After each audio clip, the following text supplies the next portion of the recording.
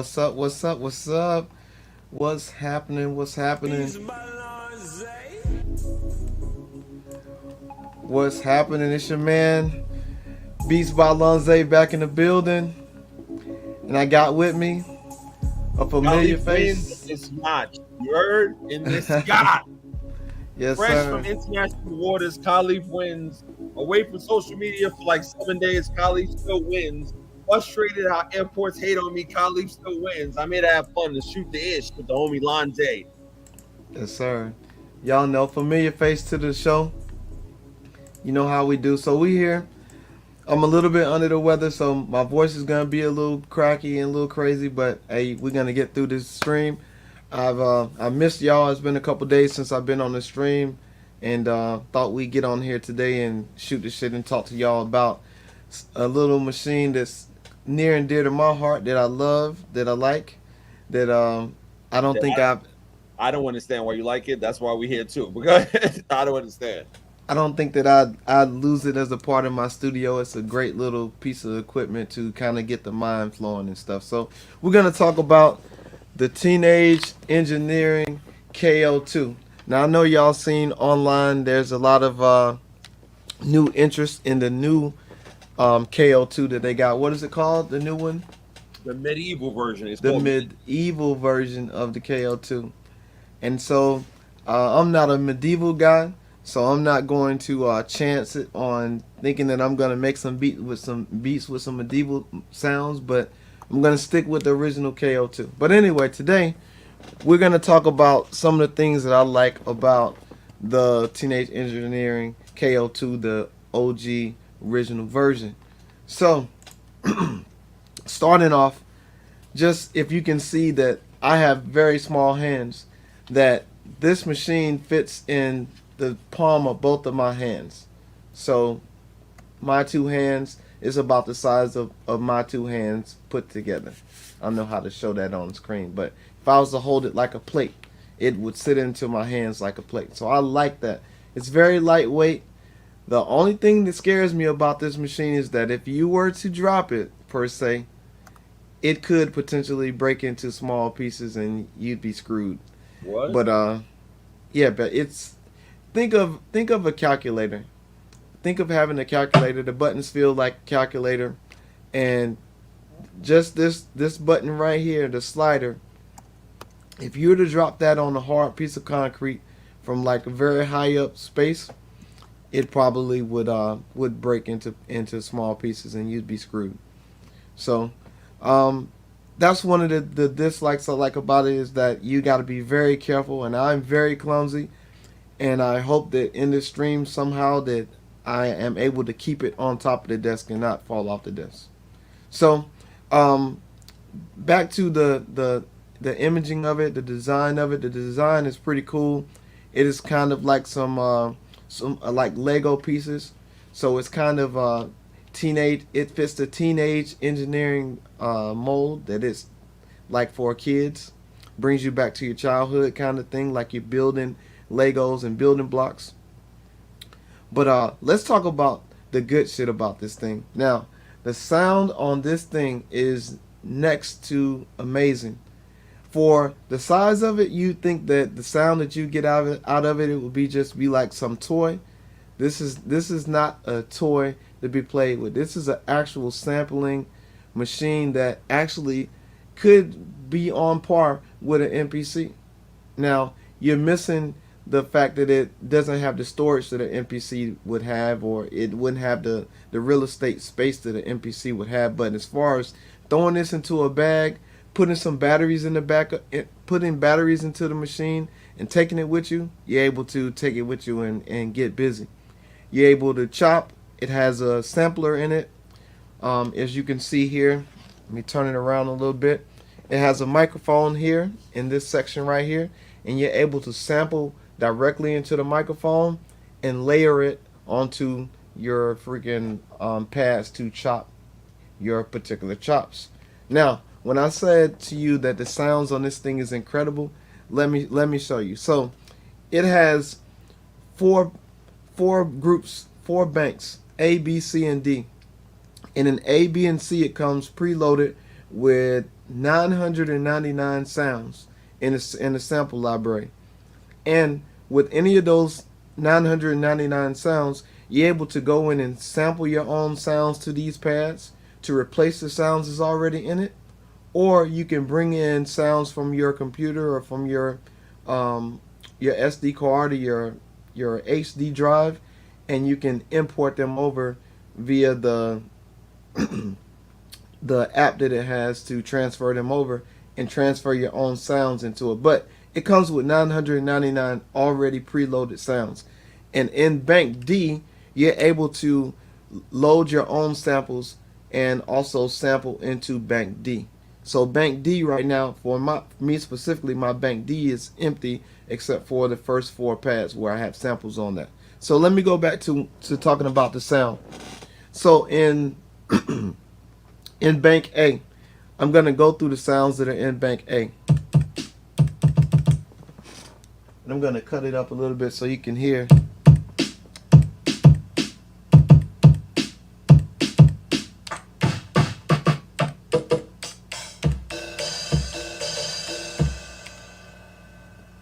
And if you hold down the A button and you scroll down to AO1, that's a bank. That's a bank. You go to AO2, that's a bank. AO3, that's a bank. And it goes all the way up to 99 banks in the group A. So if you go to B,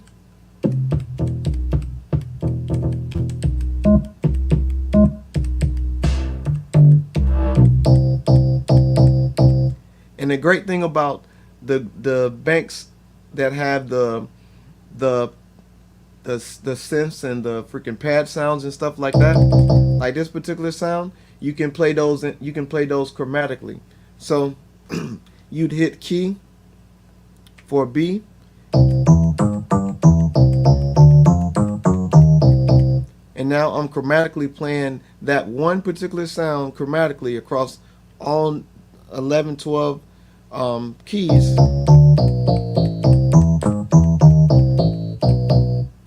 And so if you wanted to get out of it, you just go back out of it. So I think a couple ways they could have went crazy with this machine would have been to put a whole lot of space inside of this machine. Now it's limited to, I believe, 64. Let me look at this real quick, like, because it comes with a little handy dandy cheat sheet, and it tells you like all the shortcuts that you can get to. I believe it's 64 megabytes. Yes, the sampler is only up to 64 megabytes of storage. So you have to be very, very careful and particular about how much sounds you input into it.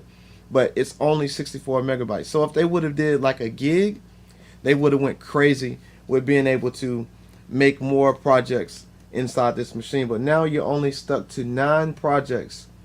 So once you fill up 9 projects, the machine is full. You have to delete everything and start all the way over. But the great thing about it is that you're able to, because you have output and input, you can connect the output line to whatever sampler that you use, such as SP404, and you can sample this machine into another machine, and then you can create on your other machine and transfer it out. So those 9 projects that you probably have, even though you'll get through them very fast, you can transfer them out, and now you don't have to worry about running out of space because you can transfer it into another machine. And I have done that. I transferred some of my projects, sampled it into the MPC, and then created a whole brand new project in the MPC and rocked out in the MPC that way.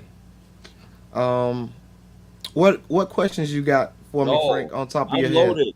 I'm loaded. Pause. I'm ready. First, I just came off of a 7-day cruise with no Wi-Fi, and then as I seen you carrying how light it is in that one hand, the first question in my mind is: if you were on a cruise for 7 days, how can I say this? How many tracks do you think you could finish per day of that cruise just with that and with preloaded samples? I'd run it out of storage. That's the first question. it's so easy to go. It's so easy to work in. So go for it. Second question. Let's say I don't want to export it by the outputs. Like if I finish a track on that and I hook it up to my computer to go to the editor, how do I separate tracks that I created for the tracks that I have on that? Because that's what I'm thinking. If I invest, and it's a great price, it's $300. I'm not gonna lie, it looks like something I'm gonna invest in. But like, let's say I finish a track and it has like 6 tracks. When you go to the editor for that machine, does it export the stems of the tracks, or you're gonna have to export the whole thing in one file? I don't think that's available yet. I don't think that it's available to export it through the app yet. I think the only thing you can do right now in the app is update, and you can bring in sounds on the app. They haven't came out with a what do you call it, like a DAW or whatever that you can put things in and arrange, move things around. Does So it function in a track building basis? it does on in the machine. You can build a track that way, such as, let's for instance, like I have a track that I've already done in here, um, and it's an 8 bar. It's a Mm. it's an 8 bar loop. You can tell it how many bars you want to record to. You can do 2 bar, 4 bar, 8 bar, 16 bar, all the way up until you run out of freaking bars. But you got to remember you're limited to space. So let's say, for instance, in my first sequence, because it's you can put them in you can put them together by sequences. In my first sequence, I have an 8 bar loop in my first sequence. So I'm gonna play you the first sequence, and pretty much the way that I build it would be the same way I build it in MPC. My first sequence will be my intro.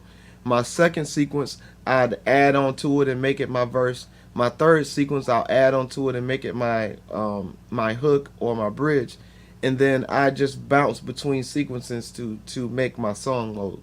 So Um, you resample and bounce into another yeah, sequence audio file. So yeah, can you solo each track that you created to list to each track separate?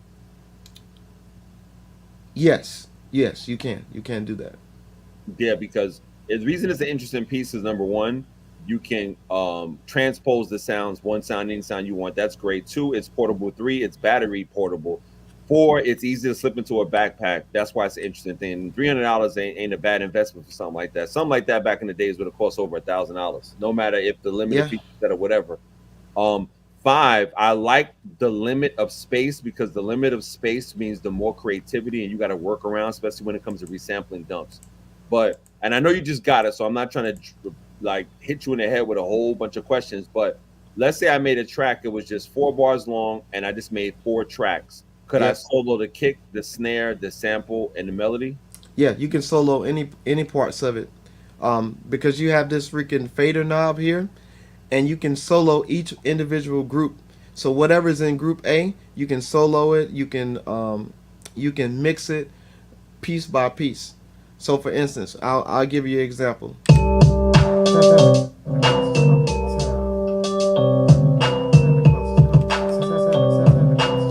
So I am in sequence one, group A,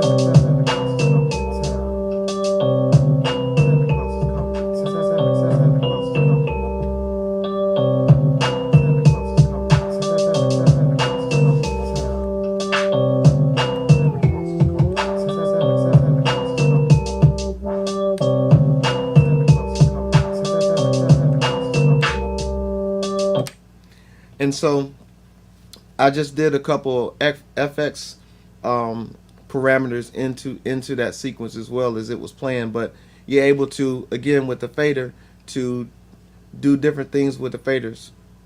And you So soloed out all the rest of the tracks except for the one main melody track. yep, you can solo them out. You can mute them, and I've had it for a little bit. I just don't mess with it a lot. I stay true to the MPC, but this is a good machine to use when you just want to blow off some steam and not really be, um, if Ultra you technical. yeah, if you don't want to be all too technical and you just don't want to be in your head so much and you just want to get stuff out, this is a good machine to get stuff out. But you can't play with it either. That is not an actual machine that you can actually go in and make great songs and tracks and stuff into it. You can do all that and more into it. Well, let me ask you a Um, question. Can you does it have an ability to MIDI sync? Because like if I had it next to my MPC, could I yes, MIDI sync it? it has a MIDI. It has a MIDI sync, a MIDI port and a sync port here in the middle. You can see right here in the black. One is sync, one is MIDI. You also have the option to hook up to USB to the computer. So I'm assuming that your previous questions that you asked, as far as like being able to export the tracks out separately and play with the sounds on a separate level to the computer, will come in a further update. But as of right now, it hadn't came out yet. Nah, but you know what? Look what you just shared. If it has a MIDI sync port and Hmm. MIDI sync capabilities, if I had it next to my MPC one, thank you, BeatsbyLonza, I had it synced to my MPC one. All I got to do is mute the track, like you said, press play on the MPC as the master, and slave that POK2 to play each track in sync and in time to the MPC so I can data dump it. Because again, it doesn't. No machine needs all the new fandangled, tips and tricks. Everything, everybody that wants everything in every machine. If you had the simplicity of that machine and can MIDI sync it to another more powerful machine, you can get your idea quickly out. You can dump it into any other device or DAW, whatever, with that MIDI sync feature, and then you'll be ready to roll. I just think that this piece is a good investment to add to an MPC, to a DAW setup, to whatever setup you have, because when you're forced to stay within a couple of sounds, a few banks with limited features, your creativities go crazy. So one of my last questions is, let's hear the effects. Let me hear the effects. You know how you read about effects on the internet? I don't want to read about it. Let's break down some of the effects it has.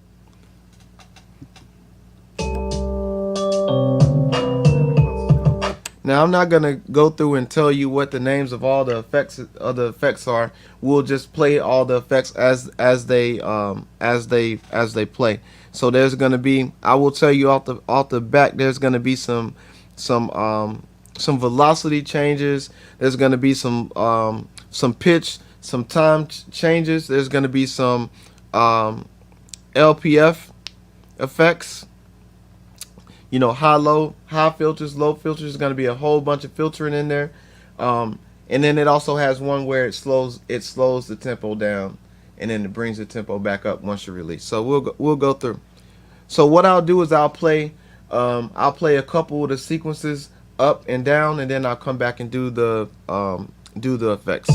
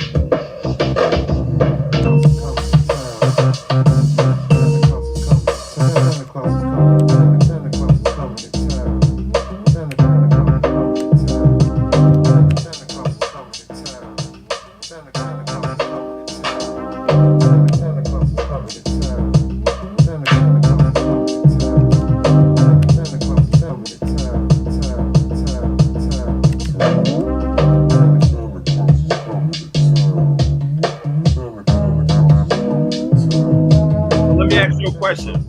Can you record the effects live? I don't think so. You can't record the effects. I don't believe so. You know me, I'm always asking a hard-hitting I question. think that's one of the that's one of the limitations in it, that you can't record them as you go into the actual into the player. But what you can do is, if you are recording this as a into a separate sampler, you can record those effects live. Oh, okay. And so let's say, for instance, we take it to the MPC and we record this sequence, and we want to we want to keep that sequence the same, but we want to change that sequence as the hook, and we want to just put effects in it. When we sample it, we'll just add those effects into that sequence that we're doing on the MPC, and now you have a separate, a separate sound without changing anything in that project. So it's really dope. I've actually sampled this into my MPC, and then I chopped that sample in the MPC and made a total complete beat than what I did inside this machine. Like, what's in the machine sounds totally different than what it sounds like when I chopped it into the MPC and made a total new beat with a total new groove, a total new drum change behind it and everything. So it's a great machine to use if you're just trying to get like ideas of other things that you wouldn't be able to do in your other machines out the way. No, I mean, it sounds good. It sounds worth it. And it sounds like a great investment. And I'm telling you, the Teenage Engineering could have really knocked this out of the water if they would have came out and designed another KO2, but gave it, like you said, those options to be able to play those effects and record those effects real time, and to also give it some more space, or put an SD card option in there. That would have been a great option to record and export it down to a song to your SD card, and now you just keep on rocking. They could have really broke the internet, but they decided to come out with this medieval. So I'm guessing they're so the Game of Thrones is out and the House of Dragon is out right now, so they wanted to kind of bring that feel to the world. So hey, kudos to them. You said kudos to them. Listen, I'm like this. Being over 40, like we are, Mm-hmm. we understand what limitations and working with limitations feels like. So we're over that. We don't need every little bell and whistle. The fact that you can get your ideas done, you can load up a limited set of sounds and have a limited set of space and have great basic effects, and then you have MIDI sync. That sold me already.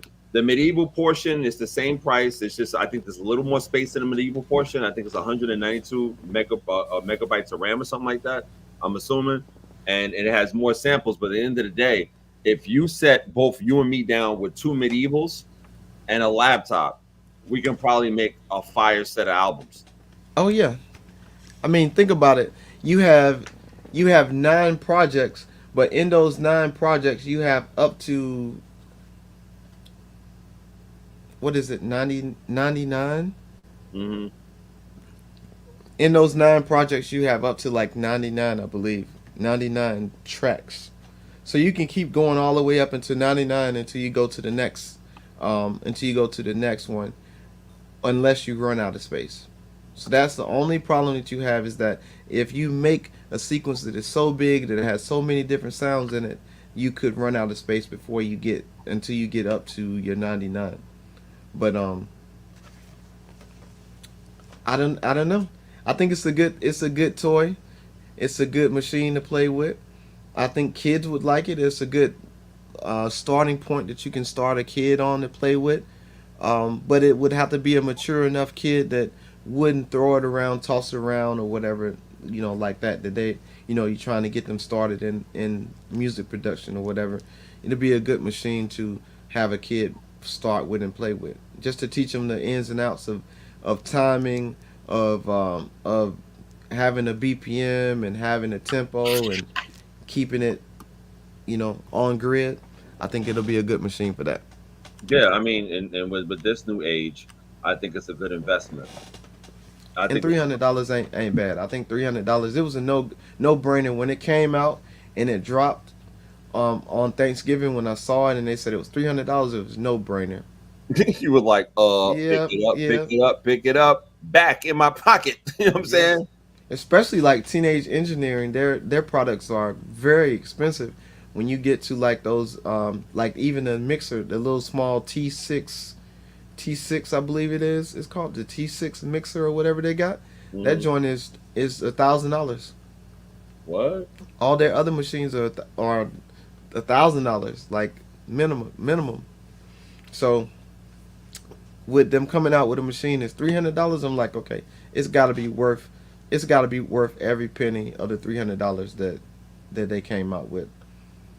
But I mean, that don't listen. At the end of the day, it's all about investments. What are you investing for? Think about this in the grand scheme of things. If you're a producer and you don't got the $1,000 for an MPC key or the $700 for MPC One Plus, or you don't most definitely you don't have $2,500 for MPCX, or you don't have money for a laptop to run a free DAW program, and a proper iPhone is like $1,000 with decent space. You don't have all that money, but you're saying to yourself, I got a broke computer that's not a broke computer, but a low powered computer, low powered PC, whatever.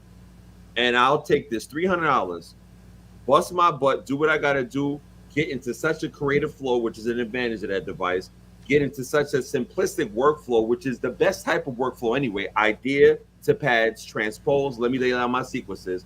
I can data dump into that laptop for $300. You make 10 sales off of a $30 beat lease, it's a no-brainer. You get your money back.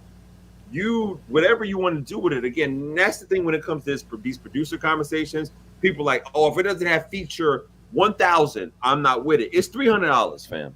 Stop it. Everybody in the world does not have over $1,000 to buy a very well spaced iPhone. Everybody doesn't have $1,000 to buy a very well spaced iPad. Everybody doesn't have like $2,000 to buy a decent new MacBook Air. But if you have a $300 and you say, yo, let me invest in something so I can put something up and create and get these ideas out of my head, I guarantee if you take a kid or an adult and give them a POK2, January 2025, January 1. And if that's all they have, in 12 months, they can literally have a whole bunch of product, a whole bunch of content, a whole bunch of beats, and they have all their ideas out ready to go. I would rather work with little till I get blessed with much than staying here wishing to spend a whole bunch of money on something that doesn't get my ideas out. Tony Anthem said facts. And check this out. To your point earlier when you said that it has a MIDI out option in it. You can plug this machine up via MIDI to your DAW of choice, such as Fruity Loops or MPC, and now you have. If you're not able to afford an MPC controller, now you have an MPC controller right here in your hands that you can set it up so that you can use it, such as if you would use it as an MPC, because you have freaking 12 pads. You have 12 pads that you can play with at any time. You have a play and stop button. You have a record button. So you have, a tempo button, a BPM button. So at any time you're still able to use this as a MIDI controller. So this is actually dope to have in your studio, and it's minimal. And if you don't have a lot of space, if you're just in your bedroom, you're able to plug this into your computer, your laptop, and get to rocking immediately. There's no excuses now with the devices they have up. Yeah, no doubt. Tony Anthem said, I started with a Korg X3 in 1994. I didn't have enough money for a sampler back then, but learned how to create melodies. Yeah, that's what it's all about.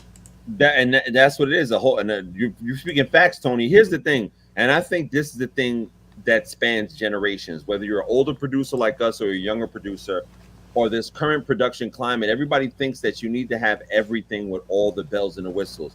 The goal and the object of all this when it comes to production is what can get the ideas out of my forehead into a device so that I can create content. And here's the thing that me and Lonza talk about all the time. I don't care where you're at in your producer journey. If you don't have a resume and you don't have product, then you can't take yourself seriously. And now let me point the finger to myself. You ready? Let me point the finger to me. I have producer this, producer that, producer this. In my mind, I say, okay, great. That's great. You said it. But where's your tracks? Where's your album? Can somebody find you on streaming? Can somebody find your projects to listen to? If I don't have that resume, then I can't call myself a producer. Now, some people would say the hobbyist. Oh, I produce for fun. I get it. And you have that right to do that. But when you're saying on the internet or it's all your friends, I'm a producer, you have to have a resume. But check out this stuff from Lonza's store. Yeah, so we just dropped this merch called the MPC Guru merch. It's actually a collection. There's actually three collections. There's the drum machine specialist. There's the MPC guru, um, one that we have, and I also have one more that's called the Get to Work MPC guru line. So we have T-shirts, we have pullover hoodies, we have dog tags, and we also have mugs. So yeah, if you hadn't got you that guru merch, the NPC guru merch, you need to jump on that and check that out today. And not only that, we did something special with the drum machine specialist. Now see, the people that follow me that are not stuck to one type of machine, we call them the drum machine specialists.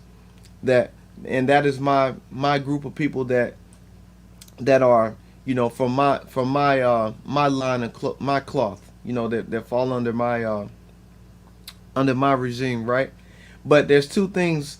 There's three different things that you can have when you have the drum machine specialist merch.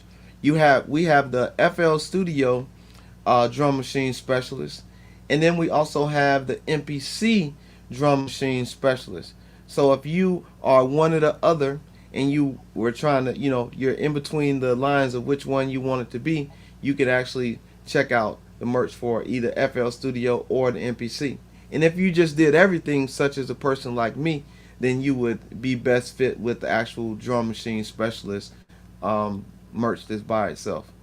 But yeah, that's something we just dropped, and you can get an extra 5% off if you use the code EARLYBIRD on the site, and that's at spring.com. And all you gotta do is search for Guru merch. That's GURU merch, and you'll be able to find me out there and check out that merch on the page.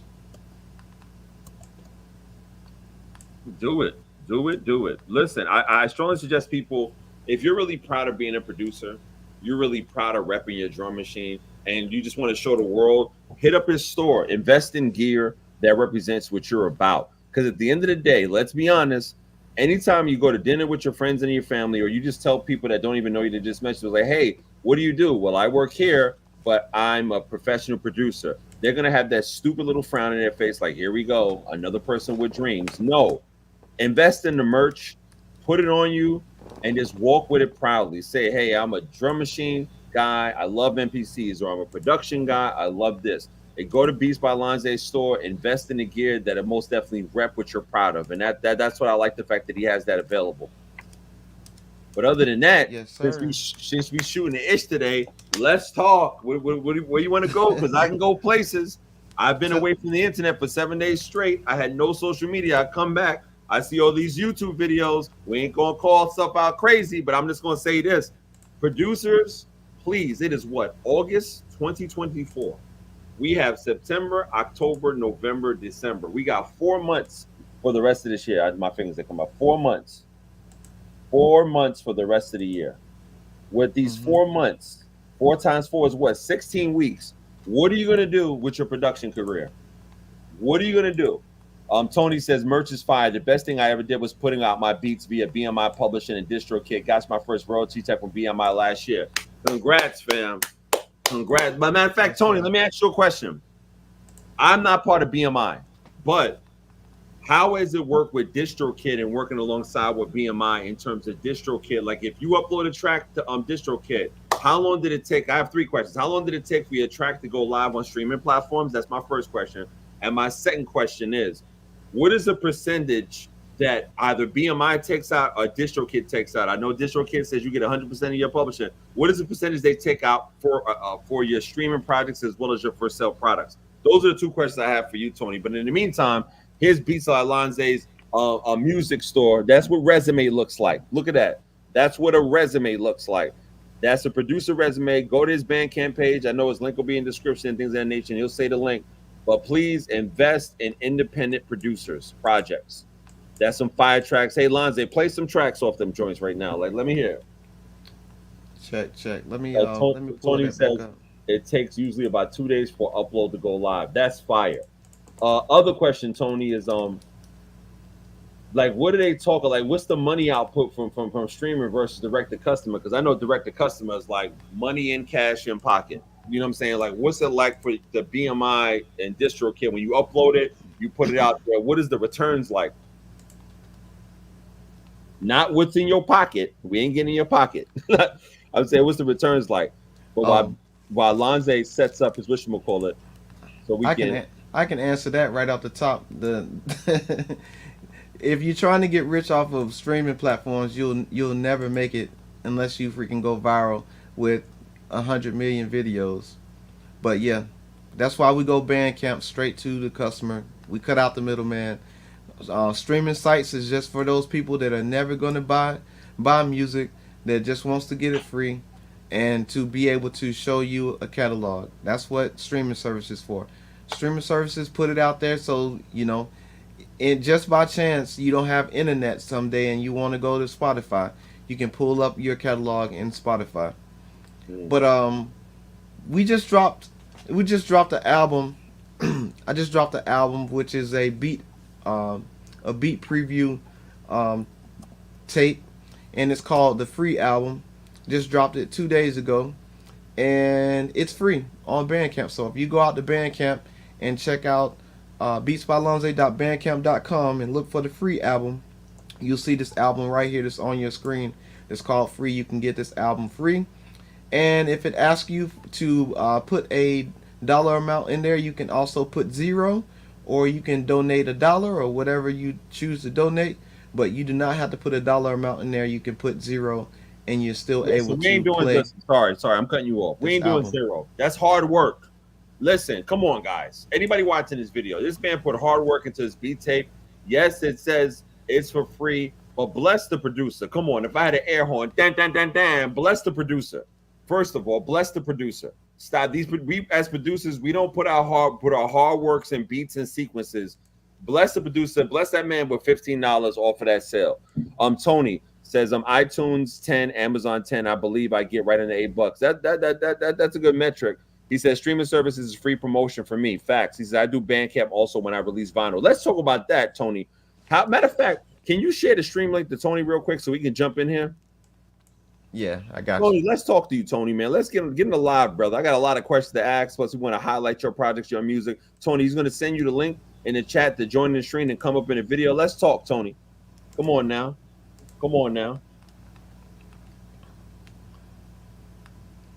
I'll pull this up on the screen so you can talk about what he just said right there.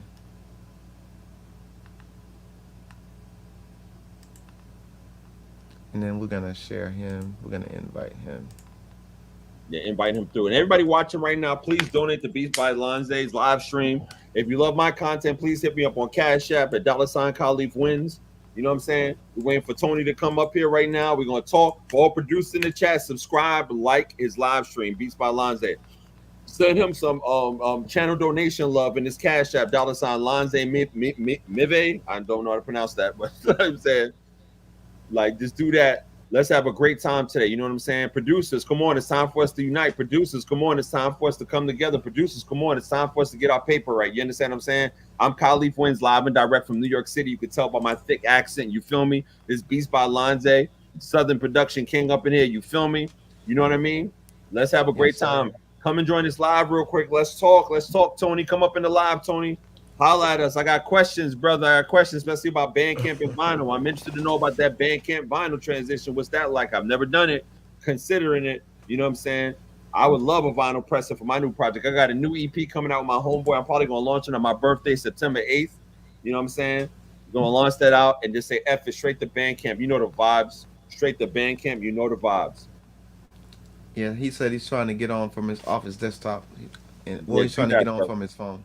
So yeah, get on from your phone, brother. You know how offices are.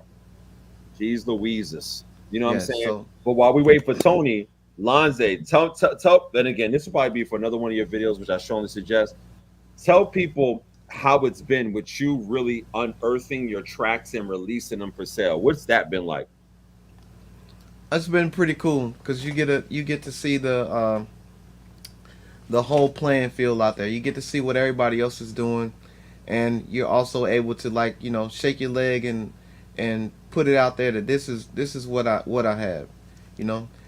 Previously, before, I thought that people would just find it because I told them to go out there and Google it and search it because I had so much music out there in so many other spaces. But being able to consolidate it and put it in one place where, you know, a one-stop shop where people can go out there and get it, it's been great. And I've enjoyed the feedback. I've enjoyed the messages that I've been getting about the music that I've been putting out. So yeah, I'm having a good time with it, and this is just a wave tops. I ain't even unleashed the dragon just yet, which is coming. So you'll be able to see what I really got once I open the vault. So we're waiting. We waiting. There's some special things we got coming before we open the floodgates on everything on that. But if you have missed anything that we put out as far as beat tape releases or album releases or single releases, just check out beatsbylonza.bandcamp.com, or you can also go to beatsbylonza.com. I have my own producer store there where there's over 150 beats and tracks, podcasts, merch over on my page as well over there. Yo, what's so we up, got Tony? Tony. What's good? We can't see you. We can't hear you. You good? Tony, come through, Tony. Come on now. Let's have a great conversation. We're ready to have a great one. I don't know whether you're on your office desktop or you're on your phone. We can't see you or can't hear you yet. You popping up on the screen, though. We're just trying to hear you and trying to see you so we can talk to you. And while we wait for Tony to get his mic and his camera regulated, I'll say this. All producers, I saw an interview on the Breakfast Club earlier today regarding Tyrese, and he said, and I quote, his album, his vinyl is being released on Tyrese.tv. And that's a major artist saying, you know what, I'm bypassing a lot of stuff. I have my stuff here, but he said you can only exclusively get his new current album that's going to come out, I believe it's August 30th, directly on Tyrese.tv. And that's the transition. We'll wait for you, Tony. We got you. That's the transition that a lot of major artists are making right now, because it's all about moving your stuff directly to your personal website, like BeatsbyLonza.com. That's his website and things of that nature. We're all gonna come up. Listen, I tell myself this every day. It only takes one beat to change your entire financial life. So why are we all sitting on our tracks? BeatsbyLonza made a decision months ago. I've seen this computer screen and I begged this man on digital knees, Pulse. You know what I'm saying? Please release the beats and put them out, and look at his resume. It's magnificent on bandcamp.com. You know what I'm saying? His resume is magnificent. Appreciate it. Thank you. I want you to play some tracks to preview and let the people hear while we're in the live waiting for Tony to get the internet service right on his side. Yeah, let's see how we can share that. Yeah, share the screen itself, click on the album and play it. The audio should play directly into the stream. Let's see if we can do it. And while he does that, let me tell you something. Producers, message for producers. You know me, I'm always with the gems. I'm a social media strategist by trade. Hit me up my link in bio if you're interested in a conversation. I said something myself. I saw all this gear. I said, oh, I want this, I want this, I want this. Or I want to bless Lonza with this piece of gear. Because when I'm coming up, watch, Lonza is going to have surprise packages to his address. You feel what I'm saying? Like, and I said, bro, I can buy every piece of equipment that I ever wanted if I just post my stuff for sale. Think about that. Lonza has created a resume, and he hasn't even pressed go on his services, and he hasn't even pressed fully go on all his production gifts. But let's say somebody goes to Bandcamp and checks out Lonza, like tracks like that beat tape that's about to come up. Somebody can say, yo, I like this so much, they can buy 100 copies, digital copies of that. That's $1,500. What can you do with that $1,500? Buy a new drum machine. Press play on that, yeah. Can you hear it? No. Can you? I hear it. I don't know why I can't hear it.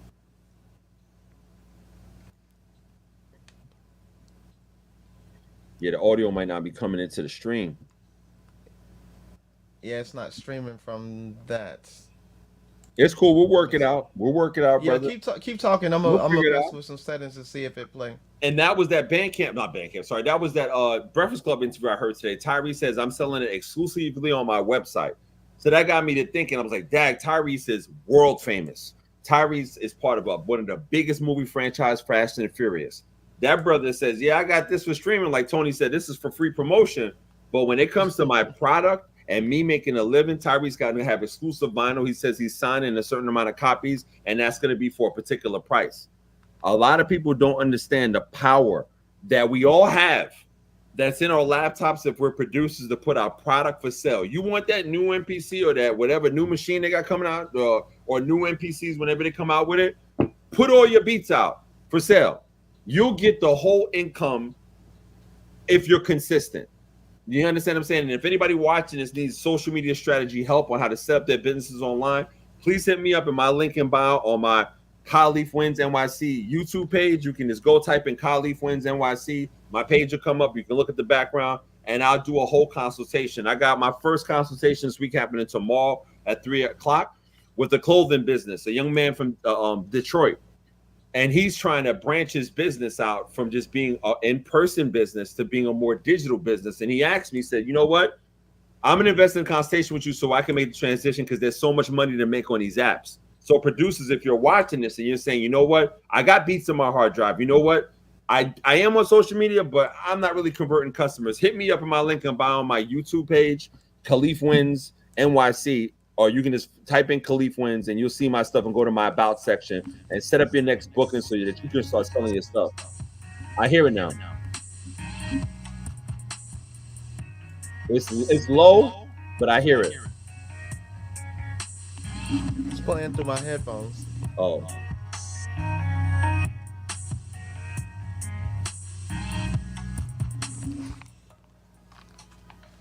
And that's one of BeatsbyLonza's tracks off of his resume of beat tapes he has on Bandcamp.com. Can you please share your Bandcamp URL with these folks in the chat?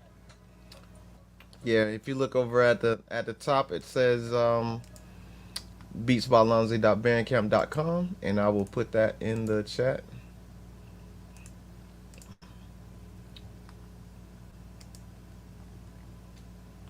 Word. And with that said, Tony, you here?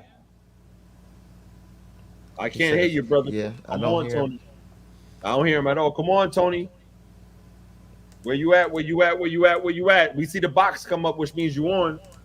Put on the video so we can see you and click on your audio. Maybe you got to press on the audio tab and the video tab in your screen. We live, ladies and gentlemen. This is what a live stream is all about, ladies and gentlemen. This is what a live stream is all about. Like sometimes internet service be hating on greatness. We want to talk to Tony. Tony has a lot of great information to share. We want to big up Tony Anthem's projects. Big up what Tony Anthem's about. Want to have a great conversation. Everybody, while you're watching this in the interim, even if you're watching a replay of feedback, please like Beats by Lonza's video here. Share Beats by Lonza's videos here. Please subscribe to his channel and please support Beats by Lonza via Cash App. Tony, where you at? Is his mic volume on or on your side? Yeah, it says it's on. All right, so Tony, when you coming in on the app, you know what I'm saying? Just press the mic area and the video area because we can hear you. Yeah, there you go. We can hear you right now. We can't see you. You can't hear me at all? I can hear you now, but we can't see you. All right, I'm logging off the laptop. All right, now we're here with Tony Anthems joining the stream. Word up, waiting for him to get the video and the mic right. What happened? So he's an audio engineer by trade, so he's gonna come in and talk to us and give us his thoughts and everything on what we've been talking about as far as music and streaming and putting music out. So listen, while we wait for Tony to come up, he's coming up. Yeah, he's coming up now. All right, coming on now. Come on, Tony. Tony Anthem's coming through in the live stream. What's good? Waiting to see you. Can y'all hear me? We hear you perfectly. It's just it's an all black screen. It's kind of crazy. It's like you're talking to us in the basement right now. Okay. Yes. Hello? Yeah, we can hear you, but we can't see perfect. you. Okay, yeah, I'm in the office. I'm on my laptop. It's Oh, there you go. It's pulling up. There you go. We see your computer screen. You got to flip the laptop. Oh, there we go. All right. It's you not see your shirt. You got to pull up to your face. Yeah, Tony. What's up? What's good? Yeah, so this is my life. Microphones all day, wireless all over the place. I'm an AV guy. I do audio visual at the university. So. Oh, what's up? Welcome to the stream, brother. Welcome to the stream. Welcome. Thank you for coming. Thanks for having me. I appreciate you having me. No problem, man. No problem. This is Beats by Lonza stream. I was like, yo, let's come on, let's talk, let's chop it up. And we've seen the wisdom that you shared in it, man. And like, I want to ask you, like, how was it the first time that you started selling vinyl on Bandcamp? What was that like? Oh, you know what? I didn't do the vinyl yet. I plan on doing the vinyl run, but I didn't do vinyl yet. My first release was damn, it was a while. It was Trapology. That was 2015, but I did it through it was a company called it was real early in the game. 2015. What was the name of the company? Catapult. Yeah, Catapult. Okay, yeah. So I started with them originally, and then I put the album on Bandcamp. And what I liked about Bandcamp was that people can give you tips. They can give you. Sometimes you get $50 for the album versus $10. Mm-hmm. So that's good about that. Now I want to do a vinyl. I haven't done a vinyl yet, but I plan on releasing some vinyl. And I know Bandcamp does that. Yeah. There's a girl. Her name is Sarah Two Hill. She's a producer. She dropped the vinyl. I don't know. I'm not sure if she did it on Bandcamp, but I know she just dropped the vinyl recently. So that's what I was like. It seems like hard physical media is the current way to go. It seems like we have to go backwards to back in the days how we used to get our stuff. Because right now it's the best tangible financial benefit to the creators, whether you're an artist or you're a producer. And what I preach all the time, especially one of Alonze's videos, because I do social media management and stuff like that and strategy. I always tell people streams, like you said, streams are for promotion, to lead and funnel people to your resume site, which is like a bandcamp.com. Right, exactly.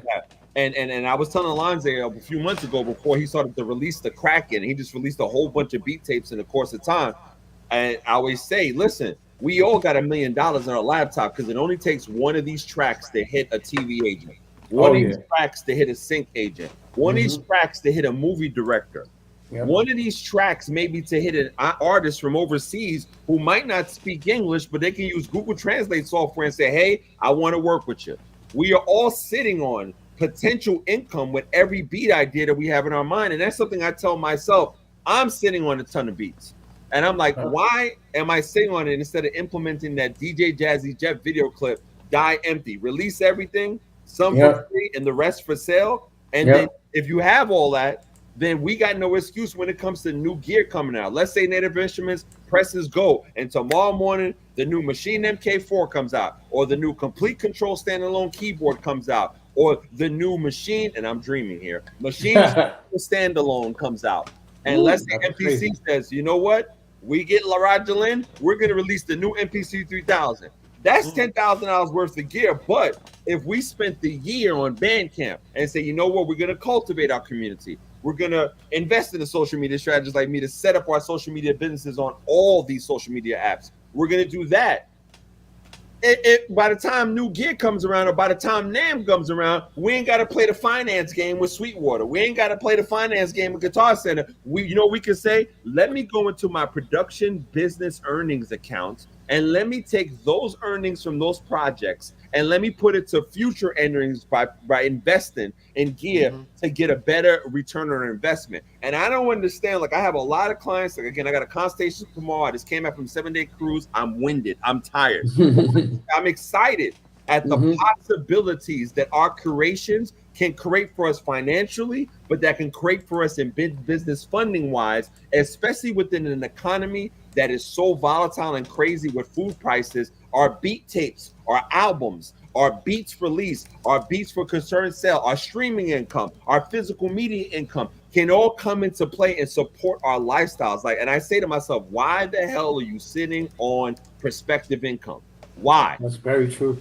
That's very true. No, it's true. That's why I started putting stuff out, because to me, if you do it properly, you copyright it, you publish it, do whatever your choice is, BMI, ASCAP, CSAT, whatever. So you put that stuff out.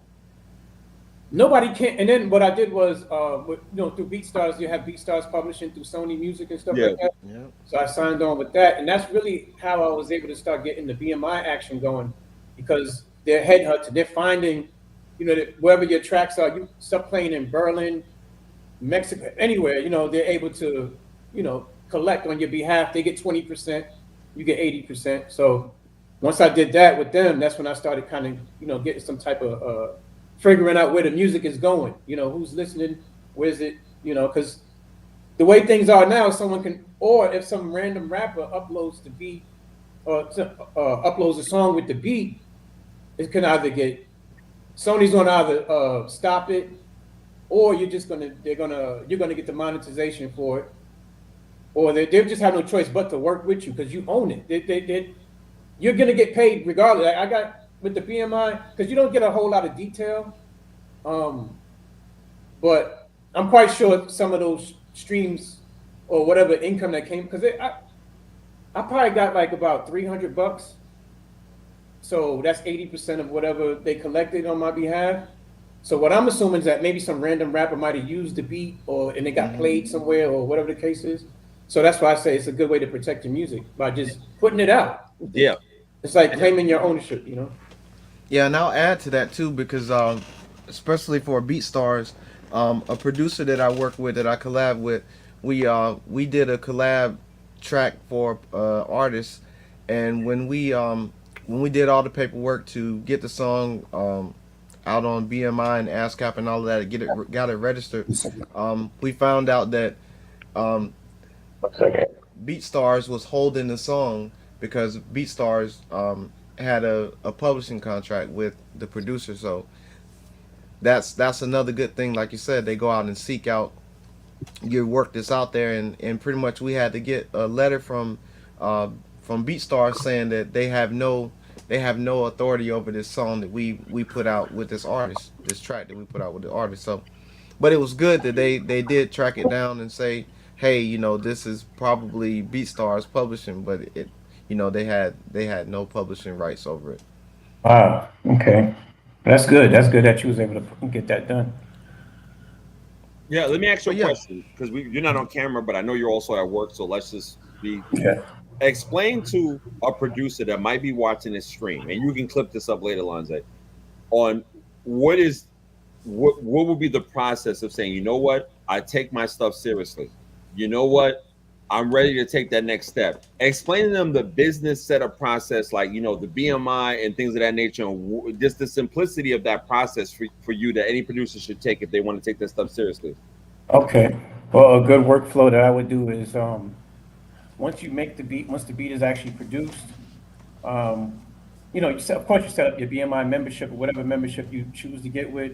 I would say set up the BeatStars pro page so that way you can start selling your leases, get connected with the publishing and other services that are rendered through the membership, which is about $20 a month. You could also get your LLC, so that you can establish a business account or whatever like that, if that's how, because you're taking it serious, of course. And I would say put out the stuff, publish it properly, and just see what happens after that. And start, obviously you have to make sure you market your stuff. I would say even if it's $5 a day through Google Ads or something like that to get some traction, even BeatStars. That's the good advice. fine print. What happened? Yeah, my bad. Hold on a second. Wow. Without my glasses on, I can't even see that shit. The hell? Okay, yeah. My bad, fellas. But yeah, like I was saying, just I would say put the music out, but make sure that you have everything. It doesn't hurt to copyright your stuff what is it, like $45? But like I said, if you at least publish it through BMI, you're protecting yourself. And then another thing too, once you have it, so once you publish it, the next step is to put it out through DistroKid, so that way you get you have an IP number, and then when you go to the BeatStars portal to upload it into the publishing portal, then you'll see, you search your name, it comes up, and then that way my hard drive is the Sony portal versus just having it sitting at home. And I figure you can't really lose. You got all to gain from doing it that way. Yeah. Like, and that's thing. Again, I don't mean to run this thing I'm saying again, but I know that new gear is gonna hit between now and December, and I have a feeling there's gonna be some heavy hitter fire gear. And I'm like, bro, why don't you have a production fund that's based off of the sales of your creation? Do you understand what I'm saying? Exactly. Like, if I'm serious, I need to pay that BMI fee. I need to pay whatever publishing fee. Yeah, take that 20%. I'll take my 80, and then we can renegotiate later, or I can work on a renegotiating process with this. But the thing I've been preaching to myself and sharing with Lonza, who are you if you don't have a resume? If you try to get a job, what do you need? A resume of accomplishments. If you're a producer and you're sitting on tracks, we all, myself included, have to create the resume. I think the biggest thing holding me back is that I'm trying to save up money for my ISRC codes. I know DistroKid gives you an ISRC code, but that ISRC code is your ID belt. You understand what I'm saying? Per track, per everything. And I have an EP that I've been sitting on for what, Lonza, 2 months with an artist friend of mine, and we getting all the paperwork situated and stuff like that. You know what I mean? I really wanna just put it out because it's time to release. What's up, Masada? KaleafNYC chat. What's up? Respect. Yo, Masada, we gotta get you on stream, fam. Stop playing games. Like, listen, use an AI avatar to replace your face, brother. Come on now. Come on, Masada. Masada released a new dope kit / project. I forgot what it's called. I think it's Masada Instrumentals. Masada Memoirs. Masada Memoirs with the dope haunted horror cover. That's a fire-ass cover, part of my New York language. But yeah, Tony, Masada dropped that kit / project fire. But Volume 1 through 3. Volume 1 through 3. And listen, I'm really big about promoting the investments of producers. And speaking of that, Tony. Yeah, I like his merch too. Oh, I like his merch. You got his merch. Oh, Masada, I'm going to support. Masada, bring your ass up in chat right now. He got the live stream link. Bring your ass here, fam. Pause. Pause. But Tony, while we're waiting for Masada, please plug your projects. What's the name of your project? Where can we find you? Okay. This same channel right here that I have, Tony Anthems. This is my channel that's connected to the DistroKid. So all my releases come to this channel through the releases tab. My website is TonyAnthems.com. I have merch. I have services, mixing services, beats, kits. Everything's there. And yeah, that's pretty much what I'm rocking with right now. No, don't listen, Tony. I will not have you talking real light about your stuff. Lonza, I get on his nerves about this. Dude, let me ask you a question, Tony. You work hard in creating that, correct? Facts. Say it with your chest at work. Let them know. No, Tony, say it again. You better listen. You better talk about it like you got a new girlfriend with a big butt and a pretty face. Talk about it like that. Talk about your music like that. Come on now. Definitely. Comedic Energy is one of my newest releases. The Comedic Energy album is a dope album. It's got 10 tracks on it. A real good vibe. My niche, my beats are really, I like to go into the lo-fi a little bit. Joints you could relax to. You could take a nap to the joint. I have an album called Lo-Fi Meditation. Ooh. So I kind of get into that type of stuff where you can kind of, easy listening type joints for the most part. Yeah, I like that. See, that's descriptive. I'm feeling that. My beats are like a new stripper girlfriend with a big butt. I'm telling the world. I'm telling the world. She got a fat butt. My track's got a fat booty. But anyway, so Masada, you up on the stream? What's up, fam? Oh, what's up? Y'all can hear me? Yeah, we can hear you. We damn sure know we ain't gonna never see you, but we can hear you. What's up, Khalif? How you doing? Yo, what's up, Lonza? What's up? What's up? Yeah, I got the homie Tony up in here. Tony breaking down, Tony Anthems breaking down. He's about to release something on vinyl, and I'm wondering, man, you gotta release the Masada Memoirs on vinyl as well, brother. Did you hear it, Khalif? No, but guess what I can do right now?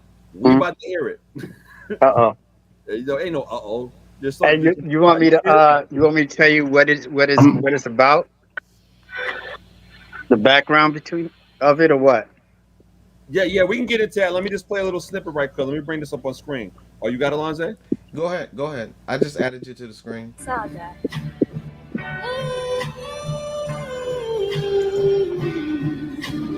Masada. Oh my God. Masada.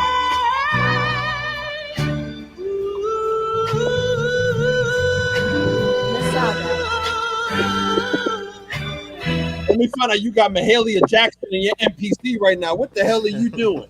Hey, the funny thing is, I'm supposed to be related to Mahalia Jackson according to my grandfather. For That's real? cool. Yeah, like he said that was his cousin. He's passed, but he told me that I was actually we're related to her. But I have not confirmed that or nothing. So please don't say the Masada line or whatever. I just, Oh no, we not, because you know how they try to clip up the world. They're like, "Oh my God, yeah, Masada said he's vegan. Let's yeah, expose him." Like, you know what I'm saying? And yeah. listen, Masada, I'm gonna tell you straight up. I respect your privacy. I kind of respect it. Part of me never wanted to put my face on the internet, but I, like everybody in my family, pushed me to say, "You got a big mouth. Use it to your skill level." That's why I'm on the internet. And guess what? Sometimes it backfires in real life, where it's uncomfortable when you with your kids. I didn't like what you said on your YouTube page, and you get ran up on. And you know, I'm 6'6", 300 pounds. I like to fight. It's another conversation entirely. So, but I understand anonymity, especially in a production space that has toxic tendencies. I repeat, Right. the power of anonymity in a toxic production space. So let me get to the details. What made you want to release Masada Memoirs outside of the fact that you've been consistently releasing a proven track record of great sound tools for producers that people need to invest in? And it started way back with many other kits, but my point of reference to you is the Cycle Kit. But what said, you know what, Masada Memoirs has to be released? What was the point where you're like, I'm gonna pull the trigger on this type of specific release?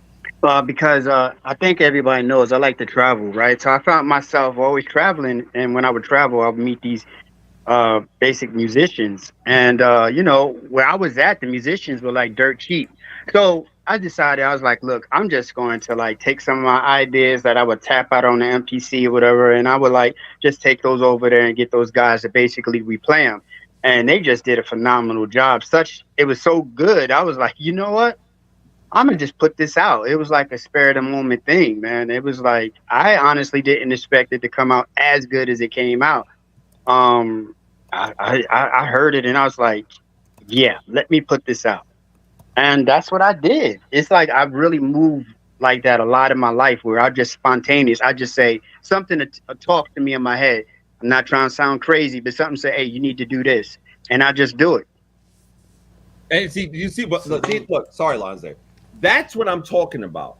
Everybody watching this right now, we all have an internal thing where our desire says, yo, this is a good idea, but what happens before that? Nah, I can't, We talk ourselves out of it. because now I can't, because I can't, because what he Yeah. just described was the difference between implementing and executing versus sitting on an idea. And people don't understand how powerful that is, especially when it comes to those beat ideas we have in our head, especially Yeah. when it comes to, hey, let's put forth an idea. And I read a quote when I was a kid that really changed my mindset. It says, everybody has 10,000 ideas that hit their head, and some of them are multi-million-dollar ideas. But the reason that we are where we are financially is because we don't execute and don't believe in that vision enough to say, you know what, let me put it out.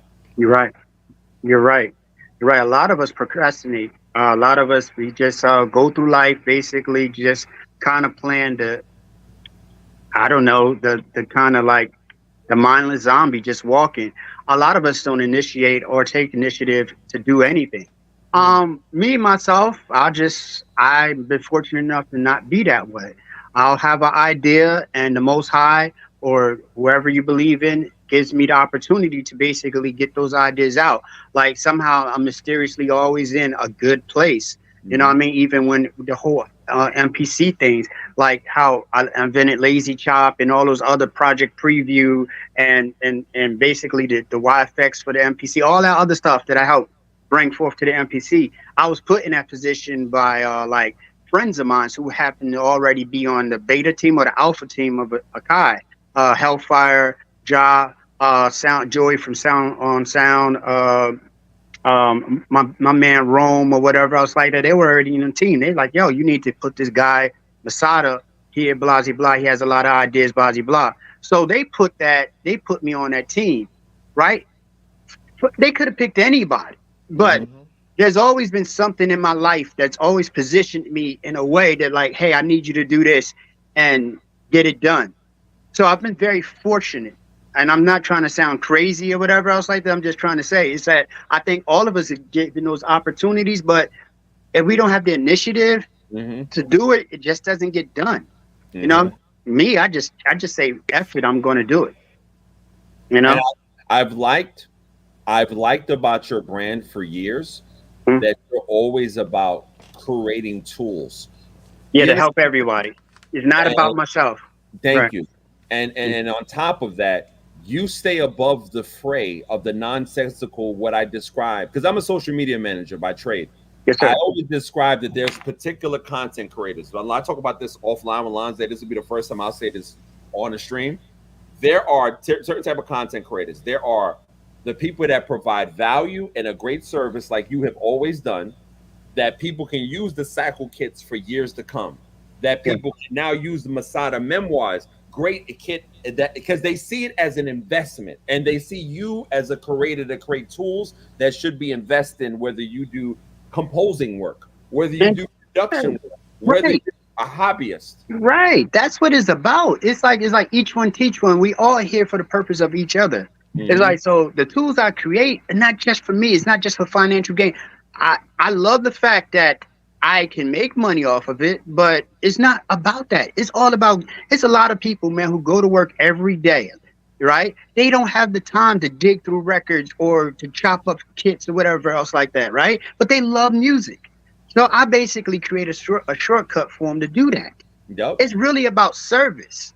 You know what I mean? And because of that service, people appreciate me and they sponsor me with their, they give me money or whatever else like that. And I appreciate that. And I'll never take my customers or my followers for advantage. I don't even like posting I don't even like publicizing my stuff in my own group, MPC family. I don't brother. even like doing that.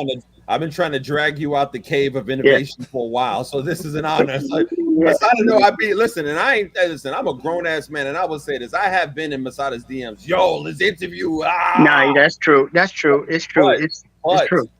People don't understand when you're a content creator, and again, the social media manager person I know, you sacrifice with everything that you put out there, whether you're a Facebook brand or you're a face forward brand. There is a sacrifice, whether it be time or privacy.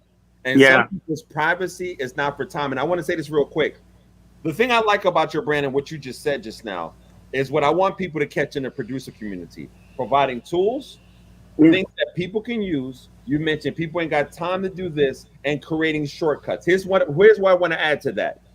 There, in every other industry, if we work for Apple, if we work for NVIDIA creating chips, if we've worked in culinary at a restaurant chain, people wouldn't look at Gordon Ramsay or wouldn't look at Apple like, oh my God, they're in it for the money. No. We're providing a service and you invest in service. I just came up with 7-day cruise. Let me tell you something I didn't know about cruises. Dumb Negroes are smart because they charge gratuity fees every day for every person in the room that you book. And when they hit me with the bill, as soon as we checked out, boom, $500 taken out of your account. And I'm like, yo, what's going on? Yeah. Think about it, brother. Wasn't your room clean every time you came from Mexico? Didn't you get a full 24-hour buffet? Then I said to myself, you know what? They provided a great service. My 2 young children had a great time until we got caught up in Florida in the airport. Another story, I'm never talking about it. I'm still about that. And they were worth the investment because my 9-year-old daughter and my 1-year-old son will remember being in different countries. Remember, we were treated like royalty by the staff of Royal Caribbean. Right. But when it comes to the production field, there is, and I'll say this to have a progressive conversation, not a regressive conversation. I'll talk to our producers saying this. We are a multi-billion-dollar industry. Sorry, not sorry. It's a business. Right. If you're going to spend $2,000, which we all do on a MacBook, or $1,000 on an iPhone, or $500 for the all plug-in versions of FL Studio, ImageLine provides free updates as a lifetime. Akai provides a great standalone device with great innovation within it if you don't want to do the laptop route. These are innovations. Masada memoirs are designed whether you want to listen to the luscious and the great layers of sound that we just heard a preview of, or if you're a producer saying, you know what, I like this soundscape. This is a great investment for my composition of my sync license contract I have. Producers, stop looking at business owners and innovative creators of new tools as, oh, they're trying to get money. We run a business. Man, I don't understand that. Allow people to make business. If a person gives you value, support them. Why is there always somebody in the way trying to be like, oh, why are you trying to get money? And I'm like, wait a minute, but everyone else allows you to make money. So, like you said, what we do, we're like $1 billion, you know, like community. Like Yeah, without us, and they don't Akai realize doesn't that. exist. Yeah, They don't Akai doesn't exist. You don't have movies, soundtracks, like the actual music that's in the soundtrack. You don't have music. You know what I mean? You don't have DJ companies. You know what I mean? You have so much stuff doesn't exist without us, the music makers. So the creators of us, the people who support the community, support them. So they can keep, so because you never know, it might be your turn next. That's why I'm never hating on somebody. I'm never saying, hey, I don't like this person this, I don't like this person that, I'm gonna get in their way. I want everyone to win. When I see somebody, especially somebody who has a good soul and a good aura, like such as yourself and Lonza, you know what I mean? And stuff like this, I hit Lonzo up and told him like how much I appreciate him or whatever else like that. And you know what I mean? He listened to my little rant, but that was all good. Yes, sir. But everybody got them. Everybody got them. You know why that you're afforded the opportunity to have a rant? Because you've been providing tools to MPC users and other producers for years. Well, yeah, a lot of people don't realize that though. A lot of people still ask me to this day, hey, why you got this? Why you got that? Not understanding that the tools that they're using right now was literally created for me. The whole word lazy chop came from me, literally came from me. But Masada, it's like Masada, this industry. Let's talk industries. Yeah. Talk tech. We can talk fashion. There is not that stigma. I'll give you a great example. Real short. Seconds. Here it goes. About 3 years ago, I had a heated negotiation with an artist who wanted to buy a track. He found it on BeatStars. Okay. I said, brother, tone in text and messages can be taken negatively. Let's talk on video chat. True. We're on video chat discussing terms, right? I said, brother, why is there such a resistance from the artist side? And then you told me such a resistance from producers that you worked with previously when it should be even business exchange. True. You have a great verse. I have a great track. Right. Just meet in the middle and go forward. I said, and he says, nah, but you know, that's a lot of money. I said, brother, when you shoot your video, what's your budget for your videographer? Oh yeah, I got this great videographer. He costs $5,000. He got the look, he has design. Great. I said, you saw value in that videographer service that he provide, and there's not a resistance. But when it comes to producers being a functioning business and artists being functional business owners of their brand, why is there such a resistance? And why I told them, because the industry has functioned where producers and artists have not represented themselves with the business level of standard communication so long that people don't see them as business commodities. And Latif, I want to add to that. A lot of times, and most of the times, people envy their oppressor and then tend to try to impersonate their oppressors. You see what I'm saying? So that's another part of it, man. It's like, yo, you got a track, I got a verse, or whatever. Let's work together. Nah, but somebody's always looking at how they got ripped off, and then they want to put that on to you. Now they want to become the oppressor. Like, it makes no sense, man. And let's agree. Now let's agree. Here's the industry specific separation of thought. Masada, let's say, and again, I always speak manifesting to business. Let's say Disney says, you know what? We have a new movie coming out, right? And it needs a hip hop soundtrack. We like Masada Memoirs, and mind you, everybody, Masada Memoirs, just so I can get everybody up to speed, is on sale. Go to thecyclekit.com. Masada Memoir Volume 1. Great investment. Is a 1970s inspired soul instrumental album with vintage lo-fi sound. It captures the essence of the era with warm analog textures and smooth rhythms. Perfect for both listening and sampling for hip-hop producers. This album offers a soulful melodies that help inspire you into your beat-making creativity. And if you don't believe me, you think that we deriding, listen here. Masada. Come on now. The sampling me already came up with 2 chops listening to this. Masada. This is what a tool sounds like, huh? This is what I can just listen to this. Masada. There should be no reason for hate when somebody's providing a tool. I'm sorry, I'm a little bit too white for New York. I'm ignorant. You know what I'm saying? That's like 3 different loop ideas. Man, Yes. I had to. Everybody. That's volumes 1 and 3. I'm sorry. If Disney says, "Hey, Masada, we need to hire you out for an independent contract for a short-term project," great. We need X, Y, and Z. Mood, feeling, BPM, this amount of time. Guess how easy it would be in that sync license industry? Send the stems, or you approve it. What are the changes? Go, check. You notice how the production environment and the artist environment are not that easy when it comes to that simple transactional business format. I don't understand it. Right.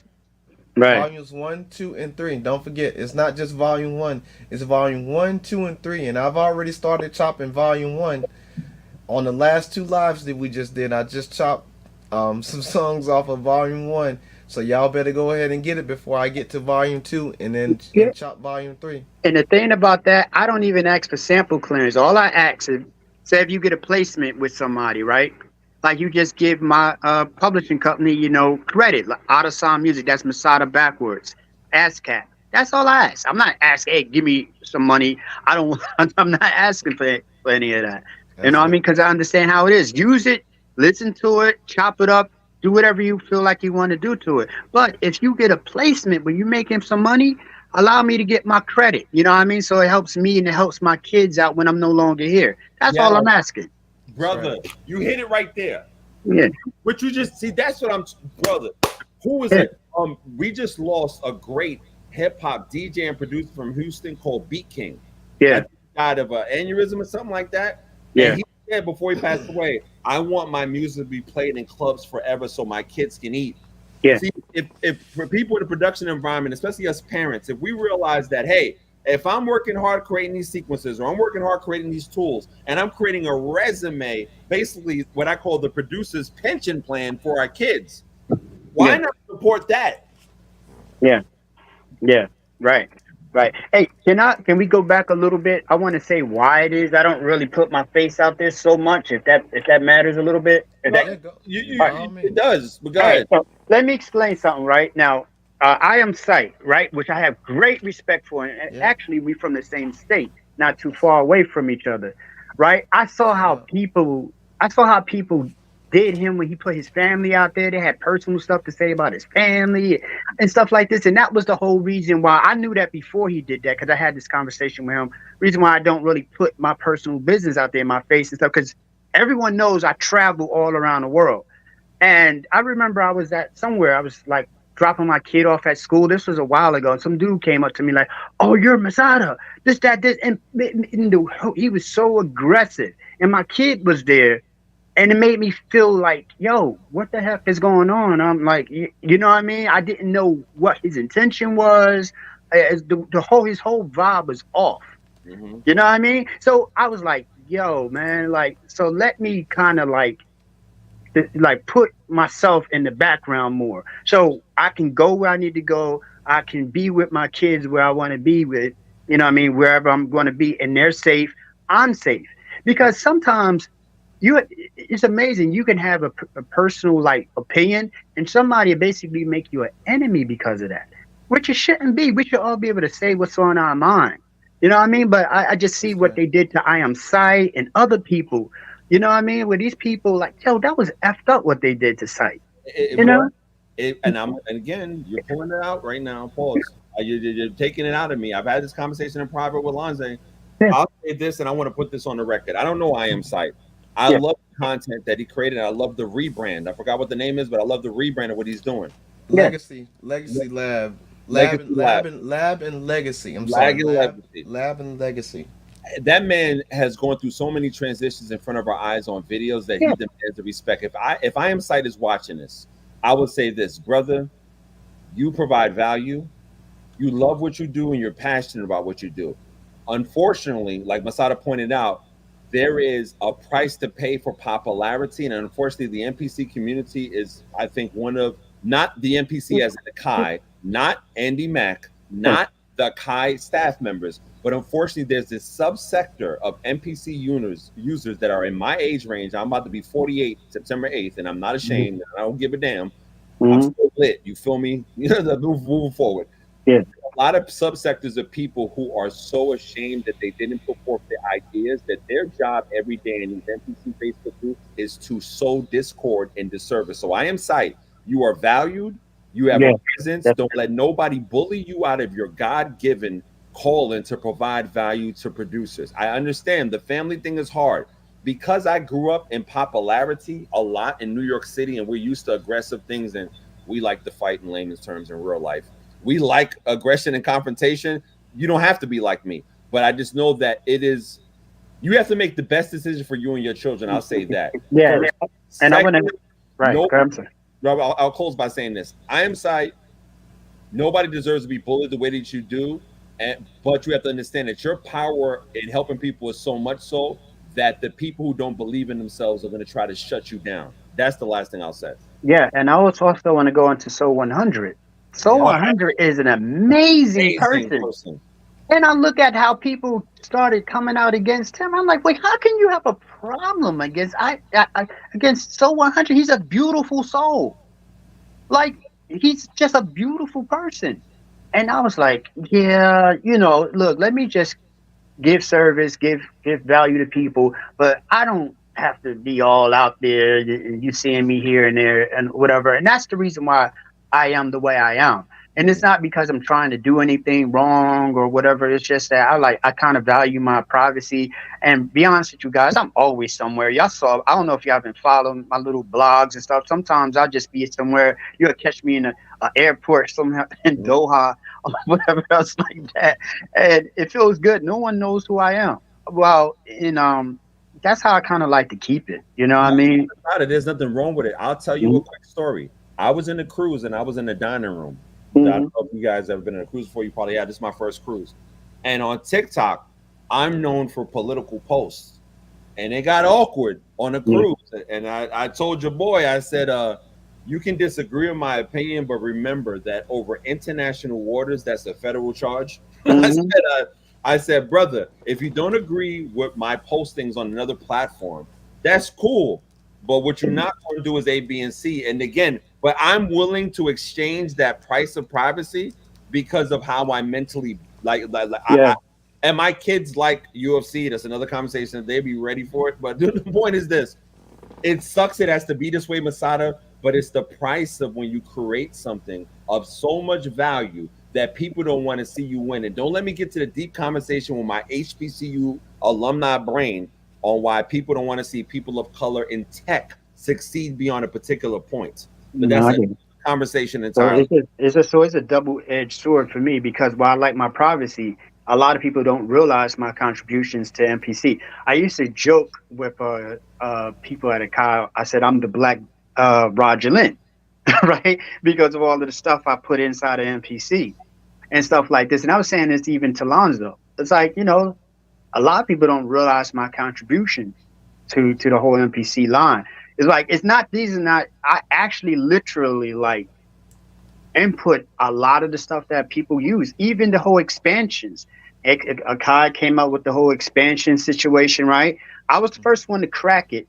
And then after I cracked it, I showed everybody else how to crack it. And everybody started making their own expansions, right? But the problem came when, people, they were creating expansions and the files that were going into a location on your hard drive where Akai wasn't really cool with those files going there. So they made the expansion manager, or expansion maker. So that put those files in a whole different location. So if it wasn't for me doing all that, we wouldn't have custom expansions. That was me who did that. You know what I mean? So it's not just Lazy Chop. It's not just Project Preview. It's not just the YFX. It's not just, it's so much stuff I can run on a line. If, you know what I mean? Of all the stuff that I've done. And, but because I want to be private, I'm always going to be relegated to just this, like, I guess space. No, you're not. Lonze's smiling because he knows what I'm about to tell you. I'm a social media strategist. We can talk offline about this. I'm not going to do this online, but there are ways that you can show that on social media without showing your face. If you want to talk, we can talk offline, and I'll show you how to do it because I believe that, again, I'm using this a lot, and Masada is for a reason. I look at this as a tech industry. I don't look at this as a production industry, right? Mm-hmm. So when I talk to another businessman like yourself and like Lonze, I always say, think industry, and then think when Apple comes out with their iPhone rollout, what do they say? Building on the great legacy of the iPhone 13 or building on the great legacy of the MacBook Pro plan, and they talk about features. So you as a tool creator a solutions maker should always say, I'm not flexing for ego. I'm showing past, prior, great conversions of product addition that shows the value of this brand. That's where we separate ego Right. from business features. For instance, I'm coming out the airport yesterday, and all I see is the IMAX marketing rollout for the new Alien Romulus movie. And my Yeah. daughter's passing is like, oh my God, why is a thing on his face? I said, honey, that's called marketing. She says, Mhm. well, why are they showing these posters down the whole hallway? I said, because that company bought ad space. So when we go to baggage claim, we can see A, the movie's on IMAX and has IMAX special features. B, the color scheme was red and other colors to attract aggression because red creates an emotional component like other colors in the advertising scheme. And 3, the thing on the face is for people in my generation who are over 40 who remember that being scary. Now they're bringing it to a new generation. She says, oh, so the whole wall is like that down this long hallway to get people see a movie? I said, yes, because streaming doesn't bring people out to the physical theaters. So they threw millions of dollars to create these posters in a high traffic area in the airport towards baggage claim so that people can go out and see not a movie, the IMAX version, and they created a marketing picture to create an emotion to attach to multiple generations. Now, let me take that paradigm of marketing, I'm sorry to put on my social media marketing hat, and say Masada Memoirs Volume 1 through 3, building on the great legacy of the Psycho Kits, where he added this. No, not he, excuse me, where the company added this, that, this, shows a brand you can depend on. And see, that's where we get out of this, what I call the other type of content creator nonsense and incident nonsense, the Wendy William gossipy people. And we get to the people who are trying to get sync placements and need your tools, the people that are trying to be composers and utilize their tools, the hobbyists that need to invest in your tools because of the sound beds it creates, and the people that are seeking artist placements. You are a company. I am a company. Lonza is a company, and we cannot let the naysayers that try to bully sites out of our position to have us think that all producers think that way. Just like IMAX has marketing to propel their bottom line because they create a great visual entertainment experience, people need to invest in Masada Memoirs Volumes 1 through 3 because it's a tool to create that sonic experience. You see how the talk transitioned from gossip and naysayers to actual functioning industry marketing? But hey, Right. for anybody that needs this type of help or strategy, hit me up a link in bio, set up a social media consultation. That's my specialty. So, Right.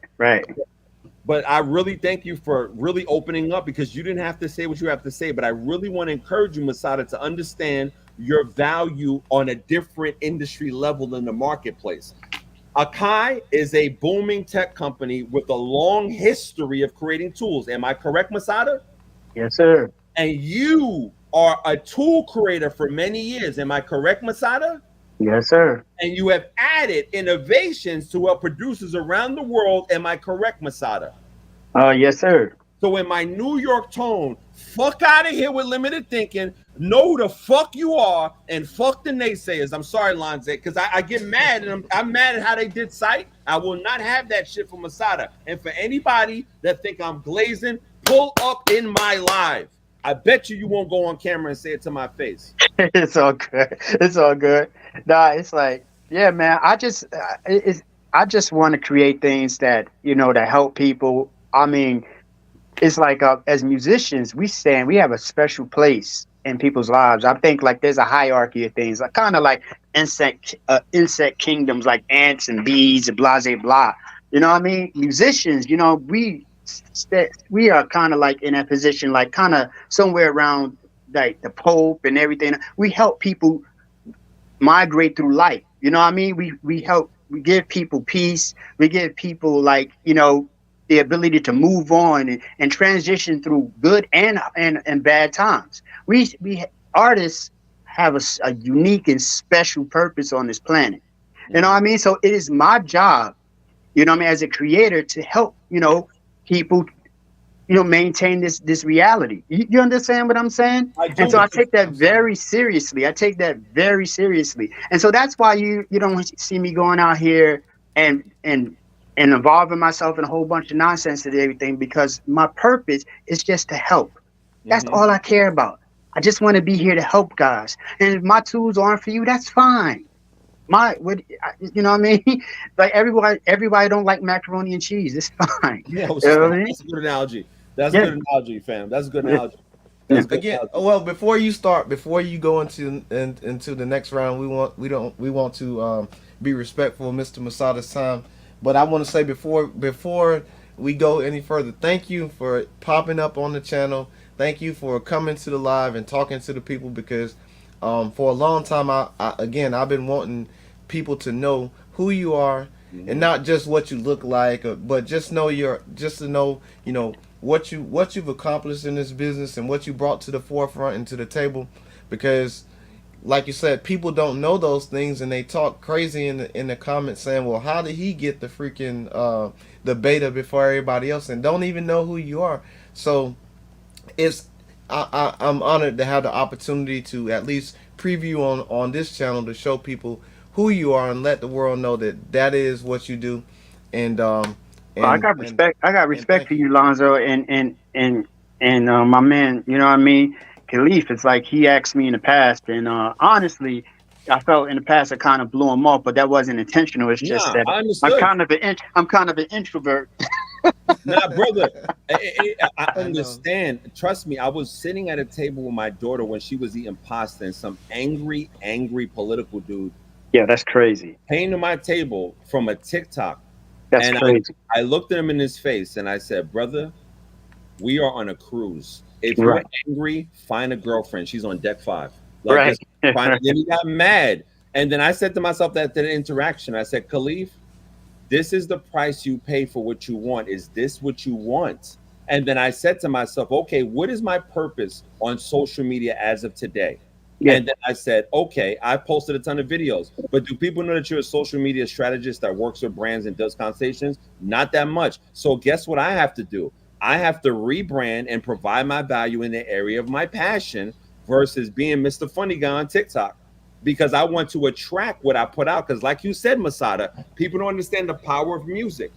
Music, people make love to make children. Music, people get Target commercials and they get invited to the product. Music is the soundtrack to our lives. Right. So providing a service very important for a decade. People like So 100 that has such a magnificent spirit and great life story, who's a mental technician that I wish the world understood that this man has notebooks of freaking VST design, and he should listen. Masada, if you could do anything, please beg Akai to put So 100 on staff as well. I mean, please. Like, well, the thing is, I'm not on staff with Akai. It's like, so my whole thing is, I don't know why So 100 hasn't done an official expansion for them. I don't understand that one.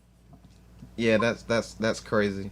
I want to also add to the space right now. Beats in Bed. He said, "How do you not know Masada?" Let me tell you something real quick. Like you, if you've been deep into Akai and you've been on MPC for a long time, a lot of people know Masada. But here's the thing that you got to understand is that there's producers that are just learning how to use MPC like yesterday, like 2 weeks ago, that don't know the ins and outs of how MPC was made and don't know the key players in the game. So every day you have to reinvent yourself and reintroduce yourself back out to the populace so that they know what it is that you have done and what it is that you are going to do in the future. So that is the reason that there are people that don't know who Masada is, because a lot of people ain't into the weeds about the history of the MPC and who does what.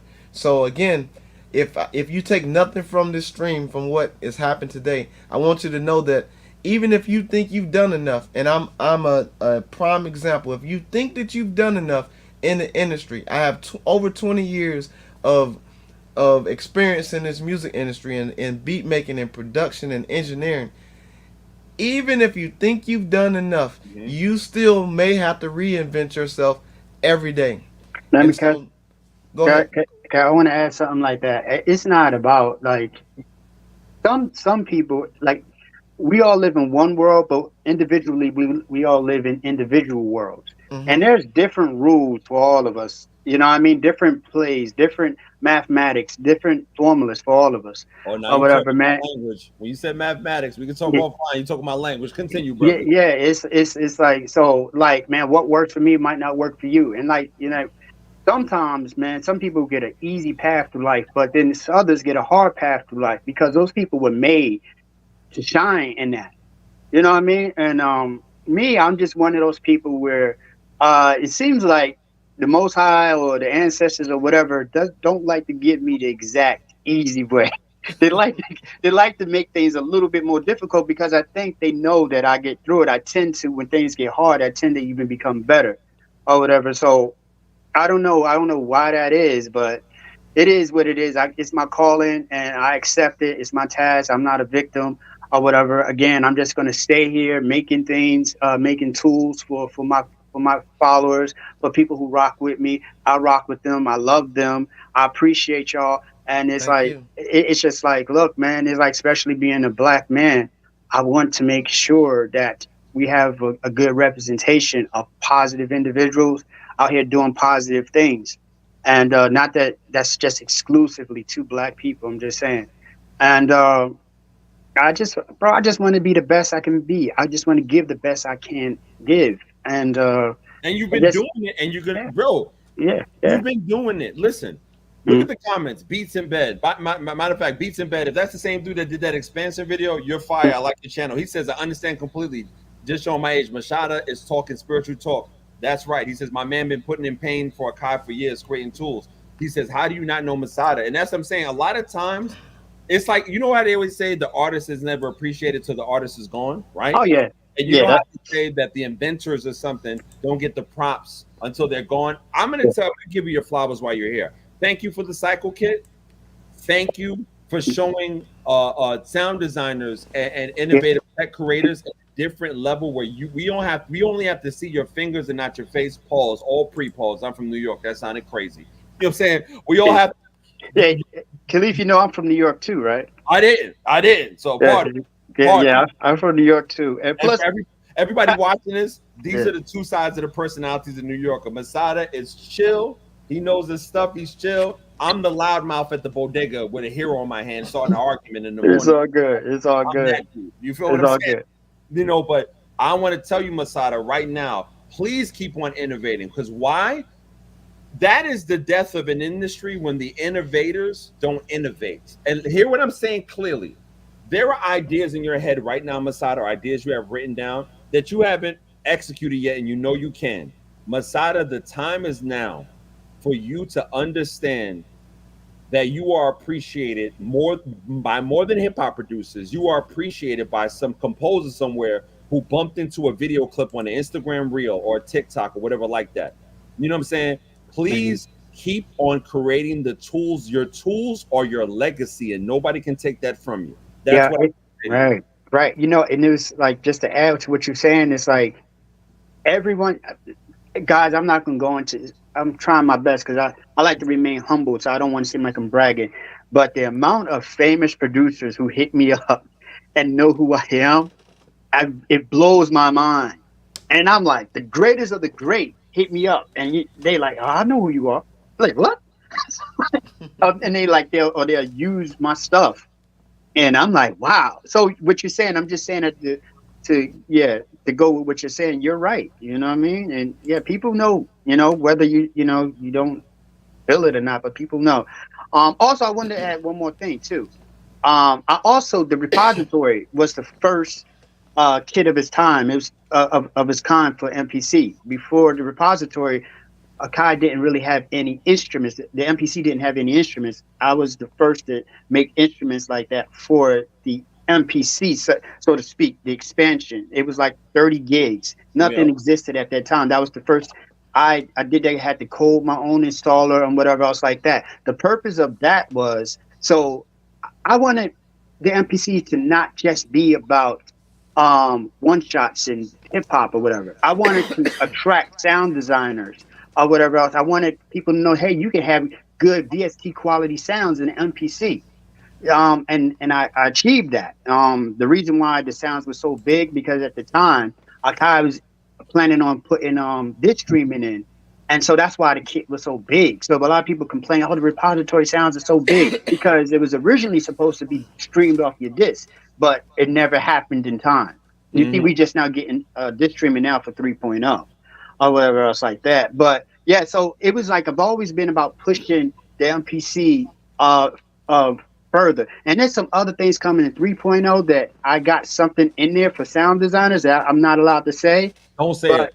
I'm not. But I did something that I think, in my opinion, the MPC 4000 was the greatest MPC of all time because of its capabilities. But what I happened to get in there now makes the MPC X and any other future MPC better than the 4000 now. I cannot say what it is or whatever, but if you're familiar with the 4000, you could probably guess or whatever else like that. And I did that all because, and I pushed that all because I wanted the MPC to be more than just something you could put samples in and one shots. I wanted it to be something that would attract sound designers. You know, and so people who actually into making sounds or whatever. Now you have that palette now. Brother, this is what I'm talking about. Like, as you're talking, can I tell you what's in my brain? Because again, I'm a social media guy. I'm a strategist. I'm like, I can't wait for the day when I go to the cyclekit.com on Masada's page and he has a tab for his specific new VST instruments. That's literally what I'm thinking right now. I can't wait till when I go to the cyclekit.com, which is Masada's website, and he has his new plugins, his whole list. There are tools that you have in your brain, Masada. Keep doing what you're doing because you're helping so many people, brother. And I'm really, I've always wanted to tell you this, but please, we need innovative tools. Listen, I have a social media client that I talked to before I went on a cruise. I'm using this for an example for you. And he says, yeah, man, I got this idea, that idea. And he implemented a lot of great ideas. I said, brother, the ideas that you should press go on, and this is for every producer watching this, are the ideas that I will outlive you. He says, what do you mean? I said, think about the pieces of content or what you've posted that have resonated 10 years later.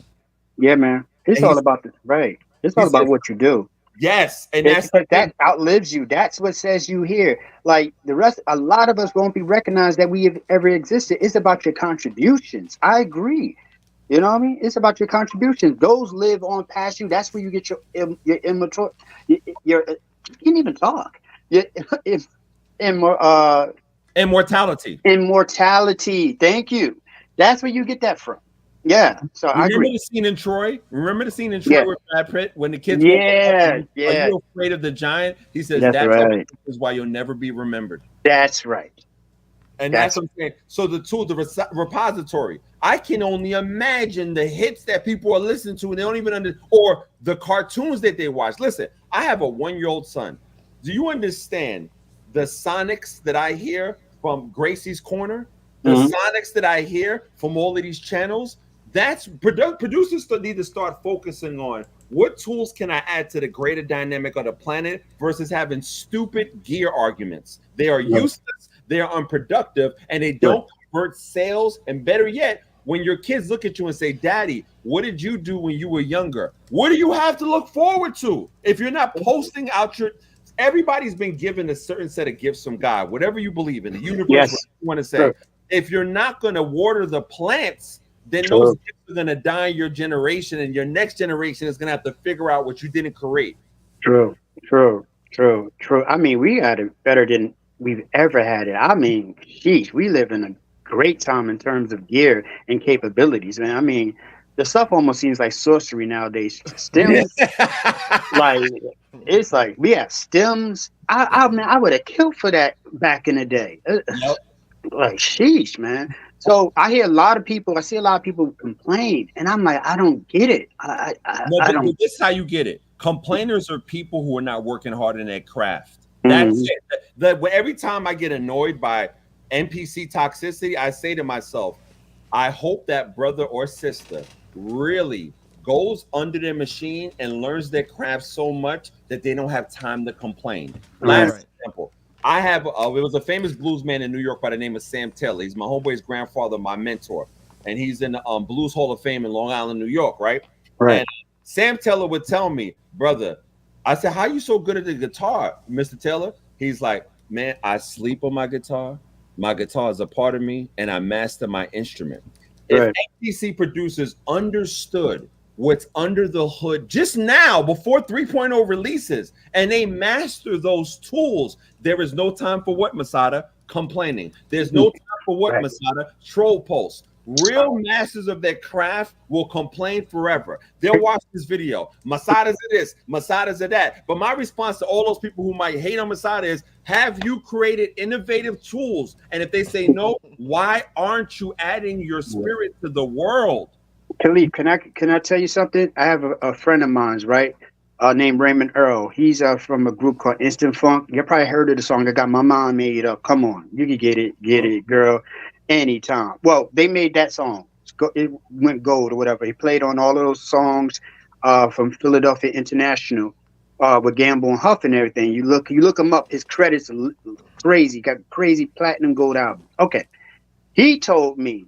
He said when he grew up, he was dirt poor. Mm-hmm. So he really wanted to play the bass. So you know what he did? He made his own bass. He made his own bass. Made it. Not from a guitar, from a stick and some string, some guitar strings he found or whatever. He wanted it so bad.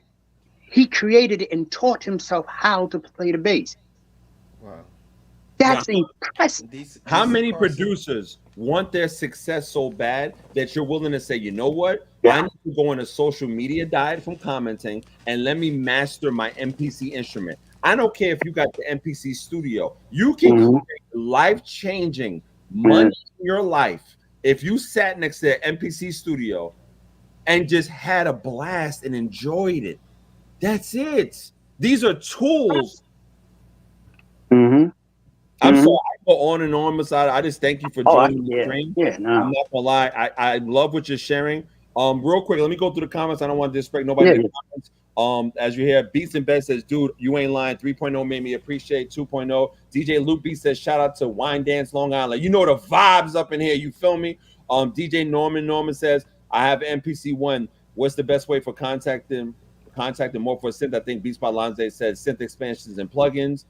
There's a lot of people in here. I don't care if it's 4 people in there. DC Carson, what's up? Everybody, hit the go to likes. thecyclekit.com. Get that new Masada memoirs. You're making an investment in your sonic bed if you do sync work, if you do composition work for movies. Hell, producers, here's a social media gem for you that you probably don't know. Go to contact the Alumni Association of every film school in the United States and ask them if they need music work for the upcoming projects that they have for the students in their class. Submit your music. You never know. You can probably get a SAG card off of this. And you can put your music in movies and television. Like Masada said something earlier that sparked the memory. We don't know how good we have it right now.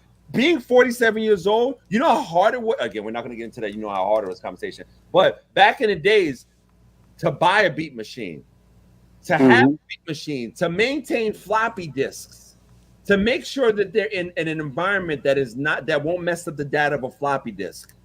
We are in a great era of music.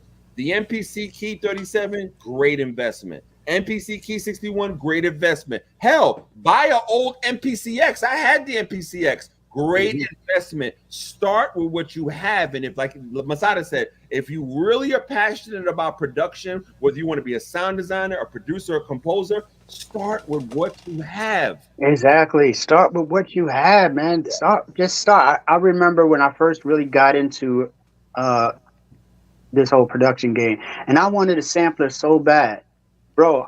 It was this lawyer, RIP to him, Mr. Howlett, where I lived at. And I went to him and I said, look, man, I want to start making beats. I like music or whatever else like that. I went to him with this whole spiel about, I had a whole little resume and everything. And I said, look, I need this. If I could get this, it's going to help me be able to fulfill my dream. Bro, he gave me the money right then and there. And I was able to go to Philly and go buy my first sampler. What was it? Oh, my first sampler was a Emax 2. Wow. That was my first sampler. That was my first sampler. That's a good first sampler, bro. It was, and stuff like that, man. You know what I mean? I said, yeah, but it's all about, how you gotta want it, and then you gotta be able to go and facilitate the desire to get it. You gotta be able to get, bro. You gotta have the drive to make whatever it is in your mind or in your soul happen. A lot, like I said, going back to the beginning of the conversation, a lot of us just say, we kind of convince ourselves we can't do it. Where we live in the richest country on the planet, most fortunate country on the planet. If you're here, you have the potential to do anything.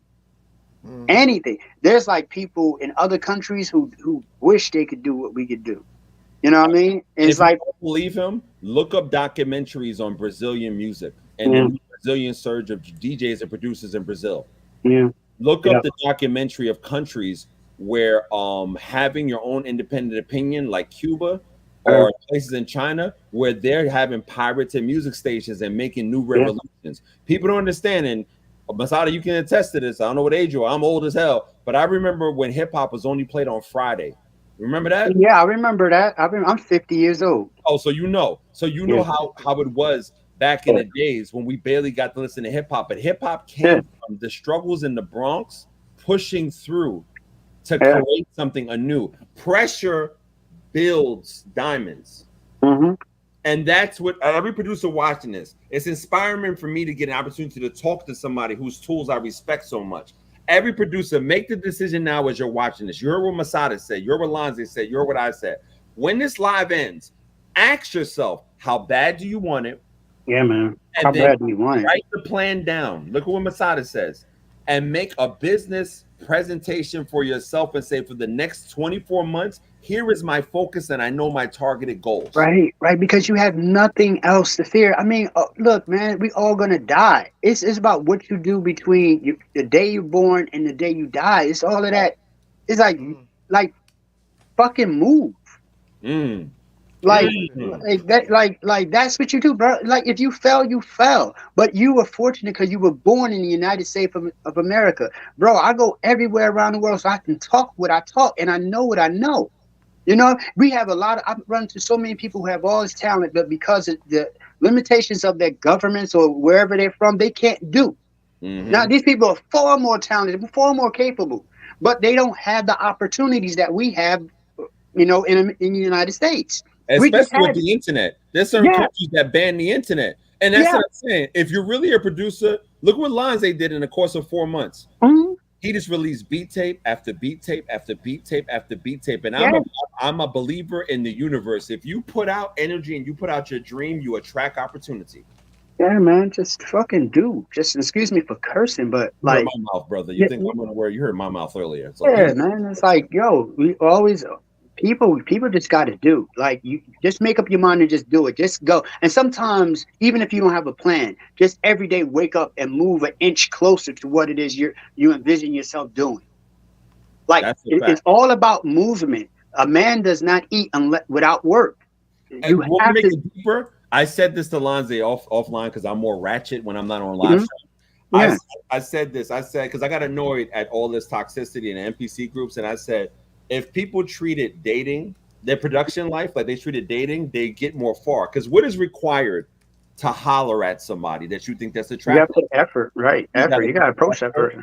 You got to put presentation work in your presentation. You got to go to the gym, and you have to get what, Masada? Rejected consistently until you reach the goal of comfortability. Now let's put that to production. What is production? Trial, error, learn. That's right. Trial, error, learn. But like I told myself, Khalif, because I was on a 4-year beat production hiatus. I got when the pandemic on, I worked for social service organizations for 16 years. And before the pandemic season, what happened, I used to work in foster care. And I saw a lot of things happen to young children of color that really broke my heart. And I wasn't thinking about music for 4 years. True story. Right. 4 years. But now as I'm restarting production, I told myself, you know what? Let me focus on this. Like when I used to have problems when I was a young kid doing push-ups. And if anybody's familiar, any man's familiar with this, you know how you first do push-ups after you've never done push-ups before? You struggle on the first 5. Well, I cured that. Every day I woke up, I'm knocking out a set of 5. And I did sets of 5 throughout my day. And now I got stronger. So let's put this MPC talk, production talk. If you have the MPC Beats DAW, let's say you just have that, no hardware, no nothing. Masada can guarantee what I'm about to say. Lonza can guarantee about to say. And here's what I'm about to say. Putting your reps in the gym and just have fun. If you start right now today, by August 20th, 2025, you're going to appreciate that you started. You can have a resume of projects on Bandcamp, a resume of projects on streaming. You can get sync opportunities, but you have to put out, in order to attract, you have to get. I can't say, oh, I want to date a supermodel and I hang out on the block all day. No, go to the gym, change your diction, change your fashion, and change your circle to have opportunities. I'm sorry, you got me on one right now, Masada. But it's the truth. But it's the truth. If you born in America and not making this a social thing or whatever, but you have opportunities here, and you can do whatever that you set your mind towards, man. Like serious. So, and like I said, I decided I wanted to be an agent of help. You know what I mean? An agent of change or whatever. I don't have money like that, but the way I can help people is by helping them through art. It's by helping them be able to express themselves, which will help them like relieve their stress or release their anxiety. So that's how I'm doing it. So yeah, man, like it's no reason to make excuses for anything. Just get up, work, do something. And that's basically the moral of my story. Help where you can help. You know what I mean? Like, be empathetic. You know what I mean? Just like be yourself 100%. That's it. Be yourself. Be whoever. Here's the thing, producers watching this. Masada has his lane. Lonza has his lane. I have my lane. And what I've learned from being a social media manager, everybody can build your own individual communities. You don't have to work like back in the 90s. Remember how it was, Masada? You had to get your demo press. Disc makers or some fake type of makers and get your stuff pressed out. New Yorkers, what we do, we used to hustle and sell tapes and CDs on a train station, $5 a pop. You feel what I'm saying? Then we have to go to, if you had a girlfriend that worked in the office, because I did at the time, yo, can you print me out 200 copies of this flyer? Like, you know what I'm saying? Then we go on parties. Now with the internet, social media is what? Free. Your cell phone and the camera. It's the equalizer. And then that's the thing. Brother, do you know how it would have been if we had cell phones and internet in 1991? Are you serious? Right, man. Like I used to have a payphone on my corner that I used to broker a deal with the local drug dealer. Sorry, I'm of that ilk. And we used to have time where we'd be like, yo, when can I get the payphone? And I used to get sales off of stuff through a beeper. Now we have a device in our hands where we can shoot our own music videos, create our own beats, create our own marketing, create our own publishing, and put our presence out there. Producers, stop sitting on your individual, unique, God-given gifts. You're not supposed to sound like everybody. There are some hip-hop producers that are trying to be hip-hop producers, but their passion might be techno. Be yourself. There's some techno producers that are doubting themselves. Hey, I want to make lo-fi. Get out a memoirs kit. Add it to your library of sounds. There's some producers like, you know what? I want this drum machine. I want that machine. What did Masada say? Don't stay stuck. Take your first step. Lonza just talked about that great $300 device that KO2. You get where you can to make it happen. But Masada, I'm not going to hold you. We got to talk online because I really want to do what you're doing. But, but brother, please keep on doing what you're doing. And I'm speaking this into your life. You're going to have your own line of VST plugins and your own line of effects. Oh yeah, I appreciate that. Listen, I'm working on it, definitely. And please, the Soul 100 Masada kick. Please make that happen.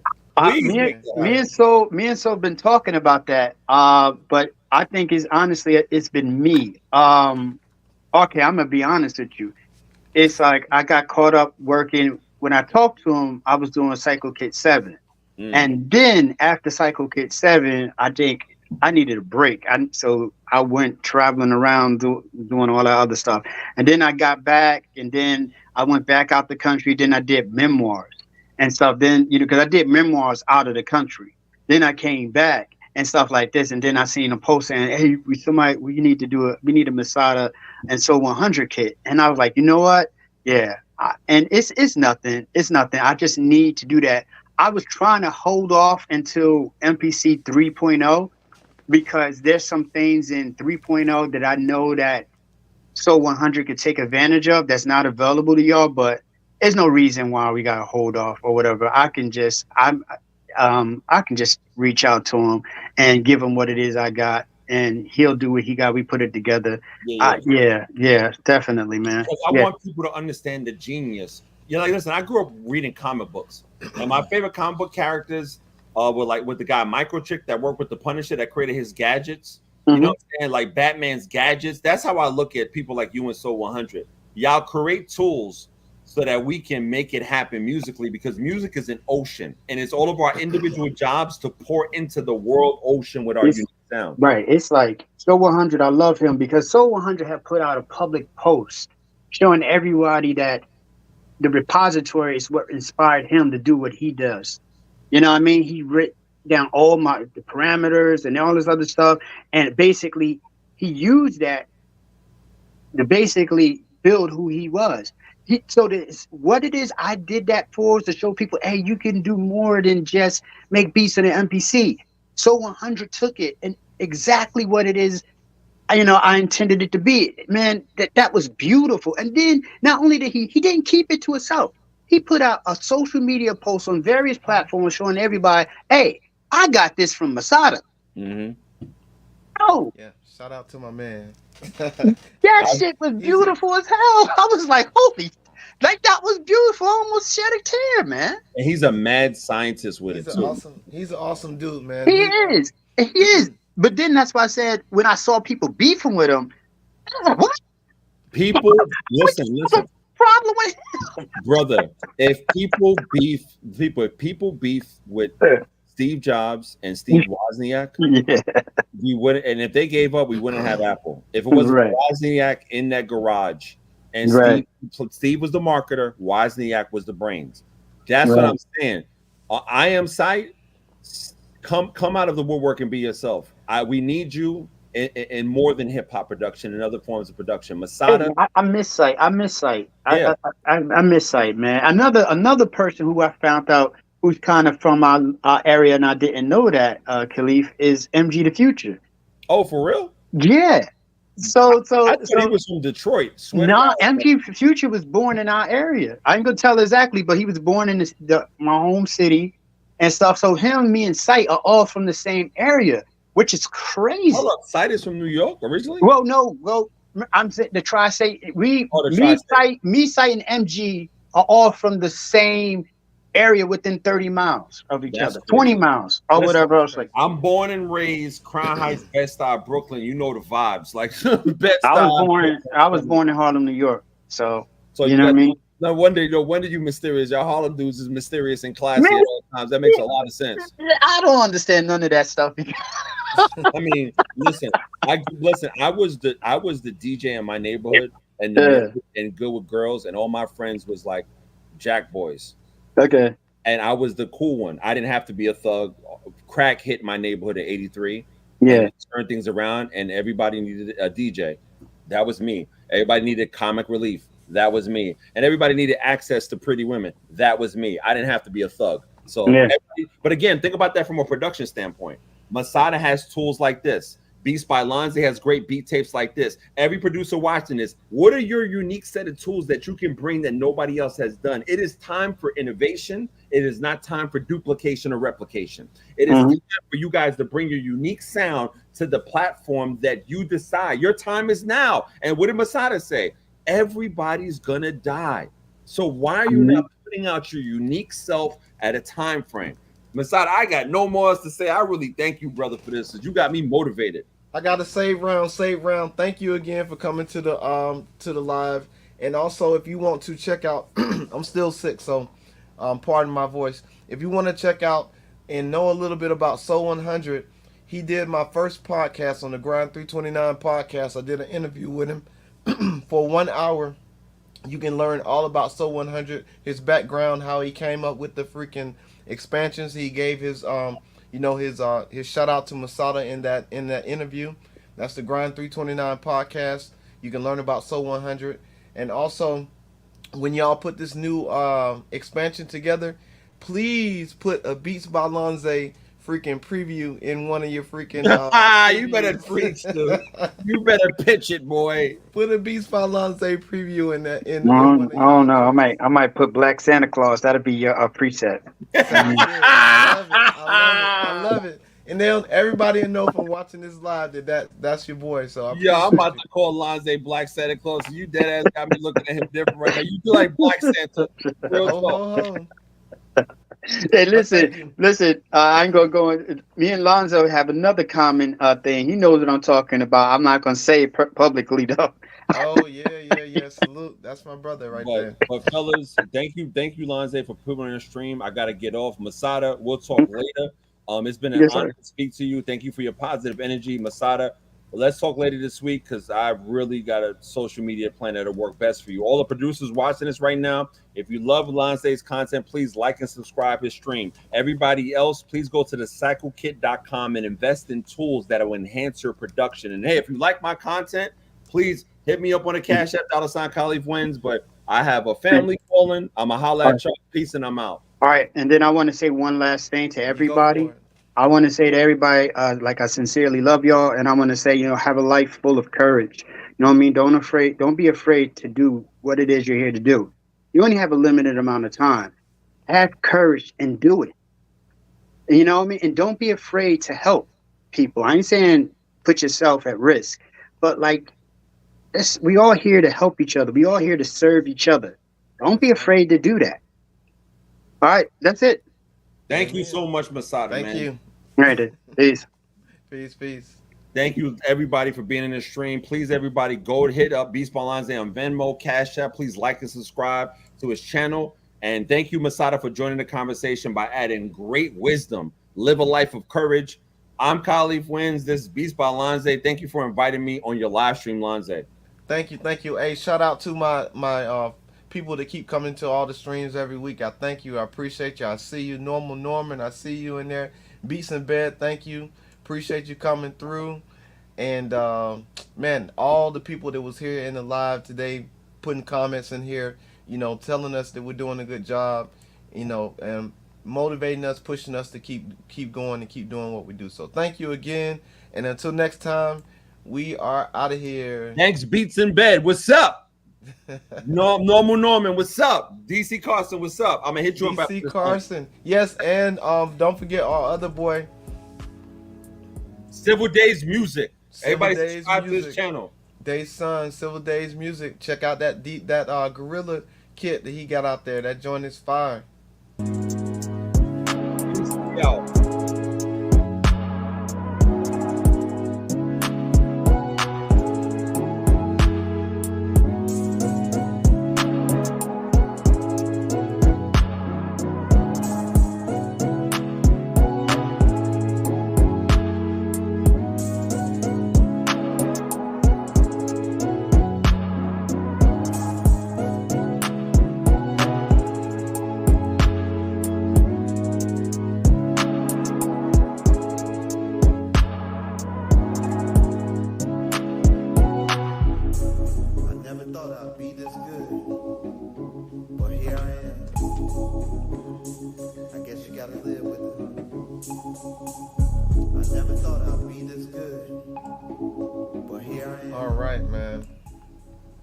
Listen, y'all. Again, I appreciate y'all coming to the live.